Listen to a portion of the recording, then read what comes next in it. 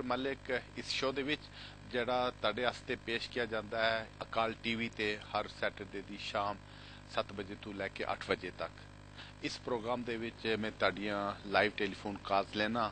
ਅਗਰ ਤੁਹਾਡੀ ਕੋਈ ਪ੍ਰੋਬਲਮ ਹੈ ਜਾਂ ਤੁਹਾਡਾ ਕੋਈ ਮਸਲਾ ਹੈ ਜਿਹੜਾ ਕਿ ਇਮੀਗ੍ਰੇਸ਼ਨ ਤੋਂ ਹੈ ਜਾਂ ਤੁਸੀਂ ਕਿਸੇ ਇਮੀਗ੍ਰੇਸ਼ਨ ਦੇ ਮਸਲੇ ਨਾਲ ਹੱਲ ਲੱਭ ਰਹੇ ਹੋ ਜਾਂ ਤੁਹਾਨੂੰ ਕੋਈ ਸਲਾਹ ਦੀ ਲੋੜ ਪੈਂਦੀ ਹੈ ਜਾਂ ਕੋਈ ਸਲਾਹ ਲੱਭ ਰਹੇ ਹੋ ਤਾਂ ਤੁਸੀਂ ਇਸ ਪ੍ਰੋਗਰਾਮ ਵਿੱਚ ਫੋਨ ਕਰਕੇ ਸਾਡੇ ਤੋਂ ਲਾਈਵ ਐਡਵਾਈਸ ਲੈ ਸਕਦੇ ਹੋ, ਮੇਰੇ ਤੋਂ ਲਾਈਵ ਐਡਵਾਈਸ ਲੈ ਸਕਦੇ ਹੋ। ਤਾਂ ਇਸ ਪ੍ਰੋਗਰਾਮ ਦੇ ਵਿੱਚ ਸਾਡੀ ਕੋਸ਼ਿਸ਼ ਹੋਏਗੀ ਕਿ ਜਿੰਨੀ ਜ਼ਿਆਦਾ ਕਾਲ ਲੈ ਸਕਾਂ ਇਤਨੀ ਜ਼ਿਆਦਾ ਕਾਲ ਲਿਆ। ਲੇਕਿਨ ਤੁਸੀਂ ਜਦੋਂ ਫੋਨ ਕਰੋ ਤਾਂ ਜਦੋਂ ਤੁਹਾਡੀ ਜਿਹੜਾ ਫੋਨ ਤੁਸੀਂ ਕਰੋਗੇ ਜਿਹੜਾ ਨੰਬਰ ਤੁਹਾਨੂੰ ਹੁਣ ਤੁਸੀਂ ਦੇਖ ਰਹੇ ਹੋ ਸਕਰੀਨ ਤੇ ਇਸ ਨੰਬਰ ਤੇ ਤੁਸੀਂ ਫੋਨ ਕਰ ਸਕਦੇ ਹੋ। ਲੇਕਿਨ ਜਦੋਂ ਤੁਹਾਡੀ ਕਾਲ ਮਿਲ ਜਾਂਦੀ ਹੈ ਤਦੋਂ ਤੁਸੀਂ ਆਪਣੇ ਟੀਵੀ ਦੀ ਆਵਾਜ਼ ਥੋੜੀ ਜਿਹੀ ਘੱਟ ਕਰ ਦੇਣੀ ਹੈ, ਕਿਉਂਕਿ ਅਗਰ ਟੀਵੀ ਦੀ ਆਵਾਜ਼ ਘੱਟ ਹੋਏਗੀ ਫਿਰ ਅਸੀਂ ਸੁਣ ਸਕਾਂਗੇ ਕਿ ਤੁਸੀਂ ਕੀ कहते हो या ਤੁਹਾਡਾ ਸਵਾਲ ਕੀ ਹੈ।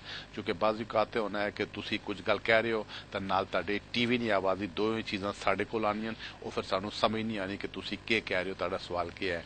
ਤੇ ਇਸ ਵਜ੍ਹਾ ਨਾਲ ਮੇਕ ਸ਼ੋਰ ਕਰੋ ਕਿ ਜਦੋਂ ਤੁਹਾਡੀ ਲਾਈਨ ਮਿਲ ਜਾਏ ਅਸ ਥਰੂ ਹੋ ਜਾਏ ਤਾਂ ਫਿਰ ਤੁਸੀਂ ਫੌਰੀ ਤੌਰ ਪਰ ਆਪਣੀ ਟੀਵੀ ਦੀ ਆਵਾਜ਼ ਘੱਟ ਕਰਦੇ ਕਰੋ ਤੇ ਤਾਂ ਕਿ ਅਸੀਂ ਤੁਹਾਡੀ ਜਿਹੜੀ ਗੱਲ ਹੈ ਉਹ ਸੁਣ ਸਕਾਂ ਤੇ ਤੁਹਾਨੂੰ ਸਲਾਹ ਦੇ ਸਕਾਂ। ਤੇ ਵੇਖਦੇ ਹਾਂ ਅੱਜ ਦੇ ਇੱਕ ਪ੍ਰੋਗਰਾਮ ਦੇ ਸਾਡੇ ਪਹਿਲੇ ਕਾਲਰ ਕੌਣ ਨੇ ਜੀ। ਹੈਲੋ, ਸਤਿ ਸ੍ਰੀ ਅਕਾਲ ਜੀ। ਸਰ ਸਤਿ ਸ੍ਰੀ ਅਕਾਲ। ਤੇ ਜੀ ਮੇਰਾ ਸਵਾਲ ਇਹ ਆ ਜੀ, ਜਿੱਦਾਂ ਕਿ ਮੈਂ ਇੱਥੇ ਲੀਗਲ ਰਹਿੰਦਾ ਸੀਗਾ ਨਾ 2004 ਤੋਂ, ਠੀਕ ਹੈ ਜੀ। ਅੱਛਾ। ਤੇ ਹੁਣ ਜਿੱਦਾਂ ਮੇਰੀ ਫਿਰ ਕੁੜੀ ਸੀਗੀ ਇੱਥੇ, ਜਿੱਦਾਂ ਉਹਨਾਂ ਗੱਲਬਾਤ ਹੋਈ ਹੈ ਨਾ, ਠੀਕ ਹੈ ਜੀ। ਫਿਰ 1.5 ਸਾਲ ਤੋਂ ਅਸੀਂ ਜਿੱਦਾਂ ਇਕੱਠੇ ਰਹਿੰਦੇ ਆ। ਅੱਛਾ। ਤੇ ਉਸ ਤੋਂ ਬਾਅਦ ਅਸੀਂ ਚਲੋ ਵਿਆਹ ਦਾ ਪਲਾਨ ਕੀਤਾ ਸੀਗਾ, ਜਿੱਦਾਂ ਜਿਹੜੀ ਪਹਿਲਾਂ ਪਾਸਪੋਰਟ ਬਣਾਇਆ ਸੀਗਾ, ਫਿਰ ਅਸੀਂ ਪਰਮਿਸ਼ਨ ਜਿੱਦਾਂ ਕੌਂਸਲ ਦੇ ਕੋਲੋਂ ਲੈਂਦੇ ਹੁੰਦੇ ਸੀ ਉਹ ਵੀ ਲੈ ਲਈ ਸੀਗੀ। ਅੱਛਾ। ਤੇ ਉਸ ਤੋਂ ਬਾਅਦ ਜਦੋਂ ਕੌਂਸਲ ਦੇ ਵਿੱਚੋਂ ਅਸੀਂ ਪਰਮਿਸ਼ਨ ਵੀ ਲੈ ਲਈ ਸੀਗੀ, ਵਿਆਹ ਰੱਖਿਆ ਸੀ, ਸਾਰਾ ਕੁਝ ਪਤਾ ਨਹੀਂ ਕਿਸੇ ਨੇ ਜਾਂ ਰਿਪੋਰਟ ਕਰਤੀ ਜਾਂ ਕਿੱਦਾਂ ਹਨਾ, ਤੇ ਸਾਡੇ ਇਮੀਗ੍ਰੇਸ਼ਨ ਪੈ ਗਈ ਸੀਗੀ। ਤੇ ਮੈਂ ਆਲਰੇਡੀ ਮੈਂ ਘਰ ਨਹੀਂ ਸੀਗਾ ਤੇ ਮੇਰੀ ਵਾਈਫ ਘਰੇ ਸੀਗੀ। ਠੀਕ ਹੈ। ਤੇ ਮੇਰੀ ਵਾਈਫ ਘਰੇ ਸੀਗੀ ਤੇ ਮੈਂ ਘਰੇ ਨਹੀਂ ਸੀਗਾ। ਤੇ ਉਸ ਤੋਂ ਬਾਅਦ ਫਿਰ ਉਹਨੇ ਜਿੱਦਾਂ ਸਾਡੇ ਘਰੇ ਛਾਪਾ ਪਿਆ ਤੇ ਉਹ ਮੇਰਾ ਜਿੱਦਾਂ ਪਾਸਪੋਰਟ ਲੈ ਗਏ ਸੀਗੇ। ਅੱਛਾ। ਤੇ ਆ 2 ਵੀਕਾਂ ਹੀ ਹੋਈਆਂ, ਠੀਕ ਹੈ। ਉਸ ਤੋਂ ਬਾਅਦ ਜਿਹੜਾ ਅਸੀਂ ਵਿਆਹ ਸੀਗਾ ਜੂਨ ਦੀ 7 ਦਾ ਰੱਖਿਆ ਸੀ, ਫਿਰ ਅਸੀਂ ਵਿਆਹ ਜਿੱਦਾਂ ਪਹਿਲਾਂ ਕਰ ਲਿਆ ਹਨਾ। ਠੀਕ ਹੈ। ਵਿਆਹ ਤਾਂ ਅਸੀਂ ਫਿਰ ਜਿੱਦਾਂ ਲਾਸਟ ਸੈਚਰਡੇ ਕਰ ਲਿਆ ਸੀਗਾ, ਠੀਕ ਆ। ਠੀਕ ਹੈ। ਤੇ ਸਾਡਾ ਵਿਆਹ ਜਿੱਦਾਂ ਕੌਂਸਲ ਦੇ ਵਿੱਚ ਰਜਿਸਟਰ ਵੀ ਹੋ ਗਿਆ ਨਾ, ਜਿੱਦਾਂ ਰਜਿਸਟਰ ਮੈਰਿਜ ਵੀ ਹੋ ਗਈ, ਸਾਰਾ ਕੁਝ ਹੋ ਗਿਆ ਆ। ਠੀਕ ਹੈ। ਉਸ ਤੋਂ ਬਾਅਦ ਉਹਨੇ ਮੈਨੂੰ ਸੈਨਾ ਤੇ ਸੱਦਿਆ ਸੀਗਾ, ਠੀਕ ਹੈ ਜੀ। ਮੈਂ 1 ਮੈਸੇਜ ਕੀਤੇ ਆ ਸੈਨ ਤੇ, ਅੱਜ ਉਹਨਾਂ ਦੀ ਫਿਰ ਚਿੱਠੀ ਆਈ ਸੀਗੀ, ਕਹਿੰਦੇ ਕਿ ਤੂੰ ਸੈਨਾ ਤੇ ਆ। ਹੁਣ ਉਹਨੇ ਮੈਨੂੰ ਨੈਕਸਟ ਥਰਸਡੇ ਸੱਦਿਆ ਆ ਕਿ ਜਿੱਦਾਂ ਹੁਣ ਮੇਰੀ ਵਾਈਫ ਆ ਉਹ ਪ੍ਰੈਗਨੈਂਟ ਵੀ ਹੈਗੀ ਆ ਨਾ, ਦਿਸ 4 months। ਠੀਕ ਹੈ। ਤੇ ਇੱਕ ਉਹਨਾਂ ਦੇ ਬੇਬੀ ਪਹਿਲਾਂ ਆ ਨਾ, ਗੁੱਡੀ ਆ, ਛੋਟੀ ਆ, 2-2.5 ਸਾਲ ਦੀ ਆ। ਤੇ ਹੁਣ ਮੈਨੂੰ ਕੀ ਕਰਨਾ ਚਾਹੀਦਾ ਆ ਇਹਦੇ ਵਿੱਚ? ਅੱਛਾ, ਤੁਸੀਂ ਸ਼ੁਰੂ ਹੀ ਦੱਸਿਆ ਕਿ ਤੁਸੀਂ 2004 ਤੋਂ ਲੀਗਲ ਰਹਿ ਰਹੇ ਸੀ, ਉਹ ਕਿਸ ਤਰ੍ਹਾਂ ਲੀਗਲ ਰਹਿ ਰਹੇ ਸੀ ਇੱਥੇ? ਉਹ ਤਾਂ ਮੈਂ ਜਿੱਦਾਂ ਮੇਰੇ ਕੋਲ ਹੈ ਨਹੀਂ ਸੀ ਵੀਜ਼ਾ, ਕੋਈ ਨਹੀਂ ਸੀ, ਜਿੱਦਾਂ ਬਾਈ ਟਰਾਲੇ ਆਇਆ ਸੀਗਾ ਮੈਂ ਹਨਾ। ਠੀਕ ਹੈ। ਪਹਿਲੀ ਗੱਲ ਤੁਹਾਡੀ ਕਾਲ ਦਾ ਸ਼ੁਕਰੀਆ। ਦੂਸਰੀ ਗੱਲ ਇਹ ਹੈ ਕਿ ਤੁਸੀਂ ਮੈਰਿਜ ਨਹੀਂ ਬੇਸ ਤੇ ਐਪਲੀਕੇਸ਼ਨ ਕਰਦੇ ਹੋ, ਲੇਕਿਨ 2 ਐਪਲੀਕੇਸ਼ਨ ਹੋਣੀ, ਇੱਕ ਹੋਣੀ ਹੈ ਮੈਰਿਜ ਬੇਸ ਤੇ, ਇੱਕ ਹੋਣੀ ਹੈ ਹਿਊਮਨ ਰਾਈਟਸ ਬੇਸ ਤੇ। ਮੈਰਿਜ ਬੇਸ ਤੇ ਤੁਹਾਡੀ ਐਪਲੀਕੇਸ਼ਨ ਨਹੀਂ ਹੋਏਗੀ, ਕਿਉਂਕਿ ਮੈਰਿਜ ਬੇਸ ਤੇ ਪਹਿਲੀ ਸ਼ਰਤ ਹੈ ਕਿ ਤੁਸੀਂ ਇੱਥੇ at the time of application legal ਹੋ, ਤੁਹਾਡੇ ਕੋਲ ਵੀਜ਼ਾ ਹੋਵੇ। ਦੂਸਰੀ ਸ਼ਰਤ ਹੈ ਮਿਸਿਸ ਇਨਕਮ 18,600 ਪਾਉਂਡ ਹੋਵੇ। ਤੁਹਾਡੀ ਤੀਸਰੀ ਸ਼ਰਤ ਹੈ ਕਿ ਤੁਸੀਂ ਇੰਗਲਿਸ਼ ਟੈਸਟ ਪਾਸ ਕੀਤਾ ਹੋਇਆ। ਲੇਕਿਨ ਜ਼ਾਹਿਰ ਹੈ ਤੁਸੀਂ ਰਿਕੁਆਇਰਮੈਂਟ ਪੂਰੀ ਨਹੀਂ ਕਰ ਲਿਓ, ਲਿਹਾਜ਼ਾ ਤੁਸੀਂ ਇਮੀਗ੍ਰੇਸ਼ਨ ਰੂਲ ਵਿੱਚ ਐਪਲੀਕੇਸ਼ਨ ਨਹੀਂ ਪਾ ਸਕਦੇ ਹੋ। ਅਲਬੱਤਾ ਤੁਸੀਂ ਹਿਊਮਨ ਰਾਈਟਸ ਐਪਲੀਕੇਸ਼ਨ ਪਾ ਸਕਦੇ ਹੋ। ਪਹਿਲੀ ਗੱਲ ਹੈ ਕਿ ਹਿਊਮਨ ਰਾਈਟਸ ਦੀ ਐਪਲੀਕੇਸ਼ਨ ਜਿੰਨਾ ਜਲਦੀ ਹੋ ਸਕੇ ਇਹ ਕਰ ਦਿਓ ਹੋਮ ਆਫਿਸ ਕੀ। ਜਦੋਂ ਐਪਲੀਕੇਸ਼ਨ ਕਰੋਗੇ ਵੀਕ ਇੱਕ ਤੁਹਾਨੂੰ ਚਿੱਠੀ ਆ ਜਾਏਗੀ ਕਿ ਤੁਸੀਂ ਇੱਥੇ ਰਹਿ ਸਕਦੇ ਹੋ। ਫਿਰ ਇਮੀਗ੍ਰੇਸ਼ਨ ਜਦੋਂ ਸਾਈਨ ਵਾਸਤੇ ਜਾਓਗੇ ਤੁਹਾਡੀ ਕੋਈ ਪ੍ਰੋਬਲਮ ਨਹੀਂ ਹੋਏਗਾ, ਇਹ ਤੁਹਾਡਾ ਕੇਸ ਫਿਰ ਚਲੇਗਾ। ਅਗਰ ਕਿਸੇ ਵਜ੍ਹਾ ਨਾਲ ਉਹਨੇ ਨਾ ਕਰ ਦਿੱਤਾ ਤੁਸੀਂ ਇਸ ਨੂੰ ਅੱਗੇ ਕੋਰਟ ਵਿੱਚ ਵੀ ਲੈ ਜਾ ਸਕੋਗੇ। ਤੇ ਜਿੰਨਾ ਜਲਦੀ ਹੋ ਸਕੇ ਐਪਲੀਕੇਸ਼ਨ ਕਰ ਦਿਓ। ਦੂਸਰੀ ਗੱਲ ਹੈ ਕਿ ਜਿੱਥੇ ਤੁਸੀਂ ਸਾਈਨ ਕਰਨੇ ਵਾਸਤੇ ਜਾ ਰਹੇ ਹੋ ਤਾਂ ਉਹ ਨਹੀਂ ਛੋੜਨੇ, ਉਹ ਹਰ ਵੀਕ ਕੀ ਜਾਂ ਹਰ ਮੰਥ ਕੀ ਜਿਸ ਤਰ੍ਹਾਂ ਉਹਨੇ ਦੱਸਿਆ ਉਸ ਤਰ੍ਹਾਂ ਜਾ ਕੇ ਉੱਥੇ ਤੁਸੀਂ ਸਾਈਨ ਕਰਨੇ ਰਹੋ। ਤੀਸਰੀ ਗੱਲ ਇਹ ਹੈ ਕਿ ਚੂੰਕਿ ਤੁਹਾਡੀ ਵਾਈਫ ਜਿਹੜੀ ਉਹ ਪ੍ਰੈਗਨੈਂਟ ਹੈ, ਤੁਸੀਂ ਬੱਚਾ ਵੀ ਕੋਈ 4-5 ਮਹੀਨੇ 'ਚ ਹੋ ਰਿਹਾ, ਤੇ ਇਹ ਜੀ ਸੂਰਤ ਜਦੋਂ ਕਿਸੇ ਦੀ ਵਾਈਫ ਪ੍ਰੈਗਨੈਂਟ ਹੋਏ, ਬੱਚਾ 4-5 ਮਹੀਨੇ 'ਚ ਹੋਣ ਵਾਲਾ ਹੋਏ ਤਾਂ ਉਸ ਨੂੰ ਇੱਥੋਂ ਵਾਪਸ ਨਹੀਂ ਭੇਜਣ, ਬਲਕਿ ਉਸ ਦਾ ਕੇਸ ਅੱਛੇ ਤਰੀਕੇ ਨਾਲ ਕੰਸੀਡਰ ਕਰਨੇ। ਤਾਂ ਇਸ ਨਾਲ ਤੁਹਾਨੂੰ ਇਹ ਵੀ ਫਾਇਦਾ ਹੋ ਜਾਏਗਾ ਕਿ ਜਦੋਂ ਬੇਬੀ ਹੋ ਗਿਆ ਤਦੋਂ ਤੁਹਾਡਾ ਜਿਹੜਾ ਰਹਿਣ ਦਾ ਪੁਆਇੰਟ ਹੈ ਉਹ ਥੋੜੇ ਵੱਧ ਜਾਣਗੇ, ਪਲੱਸ ਪੁਆਇੰਟ ਹੋ ਜਾਏਗਾ। ਤੁਸੀਂ ਅਗਰ ਐਪਲੀਕੇਸ਼ਨ ਕਰਦੇ ਹੋ ਤਾਂ ਸਾਈਨ ਕਰਨਾ ਨਹੀਂ ਛੋੜਨਾ। ਕੱਲ ਦਾ ਸ਼ੁਕਰੀਆ। ਵੇਖਦੇ हैं ਸਾਡੇ ਨੈਕਸਟ ਕਾਲਰ ਕੌਣ ਨੇ ਜੀ। अस्सलाम वालेकुम जी। वालेकुम सलाम। मतलब साहब मेरा क्वेश्चन ये है कि मेरा एक दोस्त है ਉਹਨੇ ਅਸਾਈਲਮ ਕੀਤਾ ਸੀ। ਅੱਛਾ। ਤੇ ਉਹ ਸਾਰਾ ਕੁਝ ਉਹਦਾ ਰਿਫਿਊਜ਼ ਹੋ ਗਿਆ। ਠੀਕ। ਤੇ ਹੁਣ ਉਹ ਹੋਮ ਆਫਿਸ ਵਾਲੇ ਉਹਨੂੰ ਬੁਲਾ ਕੇ ਉਹਦੀ ਫੈਮਿਲੀ ਨੂੰ ਕਹਿੰਦੇ ਨੇ ਕਿ ਸਾਈਨ ਕਰੋ, ਤੁਹਾਡੇ ਪਾਸਪੋਰਟ ਐਕਸਪਾਇਰ ਸਨ ਤੇ ਉਹ ਬਣਾਉਣੇ ਨੇ, ਸਾਈਨ ਕਰੋ। ਠੀਕ ਹੈ। ਉਹ ਡਰਦਾ ਸਾਈਨ ਨਹੀਂ ਕਰਦਾ ਕਿ ਸ਼ਾਇਦ ਮੈਨੂੰ ਵਾਪਸ ਨਾ ਭੇਜ ਦੇਣ।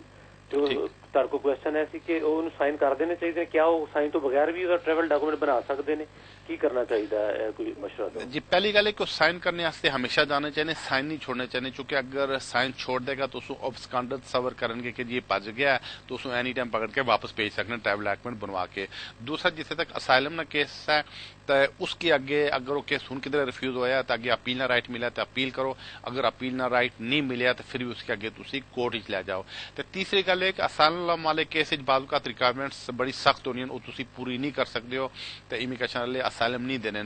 अगर इमीग्रेशन वाले असाइलम ना देन तो फिर तुसी उसनू कर सकते हो कि उसनू बजाय असाइलम ने ह्यूमन राइट्स वगैरह भी एप्लीकेशन कर सकते हो। तो यह बारे तुहानू कोई वकील पेपर देख के एडवाइस करेगा। तो मेरी इसी एडवाइस है कि साइन करने नहीं छोड़ने, तो अपने असाइलम केस के आगे किसी कोर्ट दे विच लै जाओ। तुहाडी गल दा शुक्रिया। इसे दे नाल मैं तुहानू ये भी दसांगा कि पहली गल है कि इमीग्रेशन वाले अगर तुसी लीगल नहीं रह रहे हो, फड़े जाने हो, वो तुहानू साइन वास्ते लाने, तो साइन कदे नहीं छोड़ने, साइन हमेशा करने रहे करो। व्यक्ति साढ़े अगले कॉलर कौन ने जी? हेलो जी, जी तुसी गल करो जी। जी ਮੇਰਾ ਸਵਾਲ ਇਹ ਸੀਗਾ, ਜਿੱਦਾਂ ਤੁਹਾਡਾ ਇੱਕ ਦਿਨ ਪ੍ਰੋਗਰਾਮ ਸੁਣਿਆ ਸੀ, ਉਹ ਤੁਸੀਂ ਕਹਿੰਦੇ 40 ਅਸੀਂ ਕੋਈ ਕੇਸ ਜਿੱਤਿਆ ਜਾਂ 40,000 ਬੰਦੇ ਦਾ ਫਾਇਦਾ ਹੋਣਾ, ਉਹ ਕਿਹੜੇ ਕਿਹੜੇ ਹੋਣੇ ਆ? असली च उस होया सी कि 9 जुलाई 2012 की रूल जड़े चेंज हो गए सन। काफी सारी कैटेगरीज रूल चेंज हो गए, जिस तरह जड़ा बंदा 14 साल रहना था उसकी उन्हें 20 साल कर दिता। विआह ने जड़े 18,600 ने रूल चेंज हुए, पेरेंट्स ने चेंज हुए, काफी सारे जड़े रूल्स हैं वो 9 जुलाई 2012 की चेंज हुए। उस वेले होया कि जदों ये रूल्स चेंज हुए तो तकरीबन 40,000 एप्लीकेशन पेंडिंग सन, होम ऑफिस तो लोग एप्लीकेशन डिफरेंट की सन। जदों रूल चेंज हो गए उस तो बाद होम ऑफिस ने फैसले करने शुरू किए हैं। जिस तरह किसी ने कल फैसला किया, उस बंदे 14 साल ही बेस पर अप्लाई किया सा, लेकिन होम ऑफिस ने रिफ्यूज कर दिया कि जी नहीं जी, इसलिए जो ला है, इसलिए जो रूल्स हैं वो कह रहे हैं कि जी तुम इतने 20 साल हो तुहानू स्टे दे सकते हैं, तो असें इस वेले ने जो कानून जो रूल्स हैं उन्हें अप्लीकेबल करके तुहाडे केस का फैसला करते हैं। वो फिर उन्हें बेशुमार एप्लीकेशन रिफ्यूज करने शुरू कर दी।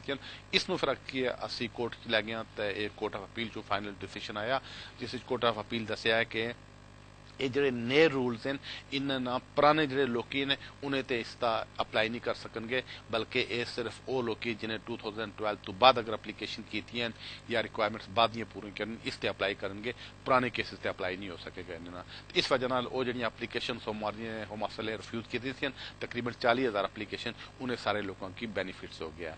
तुहाडी कॉल दा शुक्रिया। इस तरह तुसी चंगी गल है कि प्रोग्राम सुनते रहो। वैसे भी अगर कोई प्रोग्राम कोई अगर प्रॉब्लम हुआ ना भी हो तो भी अगर तुसी प्रोग्राम सुनने रहो तो तुहाडी जिहड़ी इन्फॉर्मेशन है वो काफी वध जानी है। व्यक्ति साढ़े नैक्सट कॉलर कौन ने जी? डॉक्टर मोहम्मद अस्सलाम वालेकुम जी। जी वालेकुम सलाम।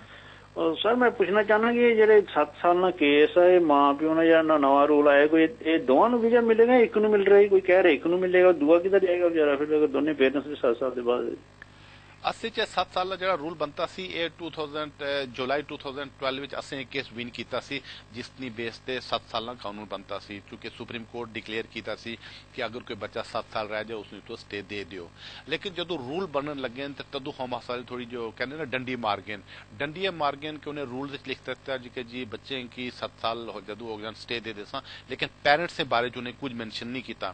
हालांकि बच्चे की तो पेरेंट्स नाल रहना चाहिए, अलग करके तो नहीं बच्चे की स्टे दे देने, पेरेंट्स की भेज दें। और फिर जदों रूल्स लागू हो गए जुलाई 2012 तो तदों तो होम ऑफिस ने स्टे देने शुरू किए 5-6 महीने तक। बाद उन्हें बहाने बना के रिफ्यूज करना शुरू किया कि जी नहीं जी तुहाडे बारे कानून कोई नहीं कह रहा, लिहाजा तुहाडी एप्लीकेशन रिफ्यूज करने। तो बच्चे ने बाद इस बेस से रिफ्यूज करनी शुरू की थी कि जी तुहाडे पेरेंट्स की स्टे नहीं है, लिहाजा तुहानू स्टे नहीं दे सकते। इसके फिर अगे असी कोर्ट च लै गए, तो यह फिर अपर ट्रिब्यूनल चो एक डिसीजन पिछले कुछ दिन पहले आया है, जिस उन्हें भी डिक्लेयर किया कि जी अगर कोई बच्चा इतने 7 साल पूरे कर लै उसनों तो उसने जो पेरेंट्स हैं उन्हें दोनों को इतने स्टे मिल जाना चाहिए। तो इसलिए उन सिचुएशन ये है कि अगर होम ऑफिस वाले किसी ने केस रिफ्यूज किया है तो केस अगर चल रहा है फर्स्ट ट्रिब्यूनल या अपर ट्रिब्यूनल हाई कोर्ट, तो चांसेस हैं कि उन्हें सारे उत्थे 7 साल की बुनियाद पर स्टे मिल जाएगा और मिल भी जाना चाहिए, क्योंकि ये जी पॉलिसी सी 7 साल नहीं ये 96 तो चल रही है। तो उन्होंने उसकी 2012 में सुप्रीम कोर्ट भी कन्फर्म कर दिता सी कि 7 साल वाले बेस पे स्टे मिल जाना चाहिए। लेकिन कुछ पॉलिटिकल है, चूंकि ये जी होने वाली गवर्नमेंट है ये पॉलिटिकल बेसिस पे जी इमीग्रेशन के खिलाफ है, इस वजह नाल एप्लीकेशन ज्यादातर रिफ्यूज कर रहे हैं। तुहाडी कॉल का शुक्रिया। देखते हैं साढ़े नेक्स्ट कॉलर कौन ने जी? हेलो मलिक साहब जी ਮਲਕ ਸਾਹਿਬ ਮੈਂ ਨਾ 2004 ਦੇ ਵਿੱਚ ਫੈਮਿਲੀ ਦੇ ਨਾਲ ਆਇਆ ਸੀ ਵਿਜ਼ਟਰ। ਇੱਕ ਬੱਚਾ ਸਾਡੇ ਨਾਲ ਆਇਆ, ਉਦੋਂ 2 ਸਾਲ ਦਾ। ਫਿਰ FLR ਐਪਲੀਕੇਸ਼ਨ ਪਾਈ ਸੀ 7 ਸਾਲ ਬਾਅਦ। ਉਹਨਾਂ ਨੇ 13 ਮਹੀਨਿਆਂ ਬਾਅਦ ਰਿਫਿਊਜ਼ ਕਰਤੀ। ਫਿਰ ਅਸੀਂ ਜੁਡੀਸ਼ੀਅਲ ਰਿਵਿਊ 'ਚ ਗਏ ਤੇ ਉਹਨਾਂ ਨੇ ਸਾਨੂੰ ਰਾਈਟ ਅਪੀਲ ਦਿੱਤਾ। ਫਿਰ ਮਾਰਚ ਵਿੱਚ ਨਾ ਆਪਣੇ ਅਪੀਲ ਦਾ ਹੱਕ ਮਿਲ ਕੇ ਸਾਨੂੰ ਜੱਜ ਨੇ ਸਾਡੇ ਜਾਣੀ ਸਾਡੇ ਹੱਕ 'ਚ ਅਪੀਲ ਕਰ ਦਿੱਤੀ ਸੀ। ਹਾਂਜੀ ਤੇ ਸਾਡੇ ਹੱਕ ਫਿਰ ਉਹਨਾਂ ਹੋਮ ਆਫਿਸ ਨੇ ਨਾ ਹੁਣ ਸਾਡੇ ਵਰਖਲਾਫ ਅਪੀਲ ਕੀਤੀ ਹੈਗੀ ਆ ਫਿਰ ਦੁਬਾਰਾ। ਤੇ ਕਿੱਦਾਂ ਸਾਨੂੰ ਫਿਰ ਹੇਅਰਿੰਗ ਤੇ ਜਾਣਾ ਪਊ ਜਾਂ ਕਿੱਦਾਂ ਉਹ ਪੁਰਾਣੇ ਜੱਜ ਦਾ ਵੇਖਣਗੇ ਕਿਹਦੇ ਜਾਣੀ ਵਰਖਲਾਫ ਕੇਸ ਹੈਗਾ ਜਾਂ ਸਾਡੇ ਹੱਕ 'ਚ ਹੈਗਾ? ਪਲੀਜ਼ ਸਾਨੂੰ ਦੱਸਿਓ। ਜੀ ਹਾਂ, ਇਸੇ 'ਚ ਹੋਏਗਾ ਕਿ ਚूंकि ਹੋਮ ਅਫਸਰ ਨੇ ਅਪੀਲ ਕੀਤੀ ਹੈ ਤਾਂ ਅਗਰ ਤਾਂ ਉਸਨੂੰ ਪਰਮਿਸ਼ਨ ਮਿਲ ਗਈ ਅਪੀਲ ਹੇਅਰਿੰਗ ਡੇਟ, ਕਿਉਂਕਿ ਜਦੋਂ ਵੀ ਕੋਈ ਆਦਮੀ ਅਪਰ ਟ੍ਰਿਬਿਊਨਲ 'ਚ ਅਪਲਾਈ ਕਰਨਾ ਹੈ ਉਹ ਪਹਿਲੇ ਪਰਮਿਸ਼ਨ ਵਾਸਤੇ ਅਪਲਾਈ ਕਰਨਾ ਹੈ ਤਾਂ ਹੋ ਸਕਣਾ ਕੋਰਟ ਵਾਲੇ ਉਸਨੂੰ ਪਰਮਿਸ਼ਨ ਦੇ ਦੇਣ। ਅਗਰ ਤਾਂ ਉਹਨੇ ਉਹਨਾਂ ਨੂੰ ਹੋਮ ਅਫਸਰ ਨੂੰ ਪਰਮਿਸ਼ਨ ਦੇ ਦਿੱਤੀ ਕਿ ਹਾਂ ਤੁਸੀਂ ਅਪੀਲ ਲਾ ਸਕਦੇ ਹੋ ਤਾਂ ਫਿਰ ਤਾਂ ਇਸ 'ਚ ਹੇਅਰਿੰਗ ਹੋਏਗੀ। ਅਗਰ ਤਾਂ ਉਹਨੇ ਪਰਮਿਸ਼ਨ ਨਹੀਂ ਦਿੱਤੀ ਤਾਂ ਹੋ ਸਕਣਾ ਵੈਸੇ ਹੀ ਉਹਨਾਂ ਦਾ ਕੇਸ ਖਤਮ ਹੋ ਜਾਏ।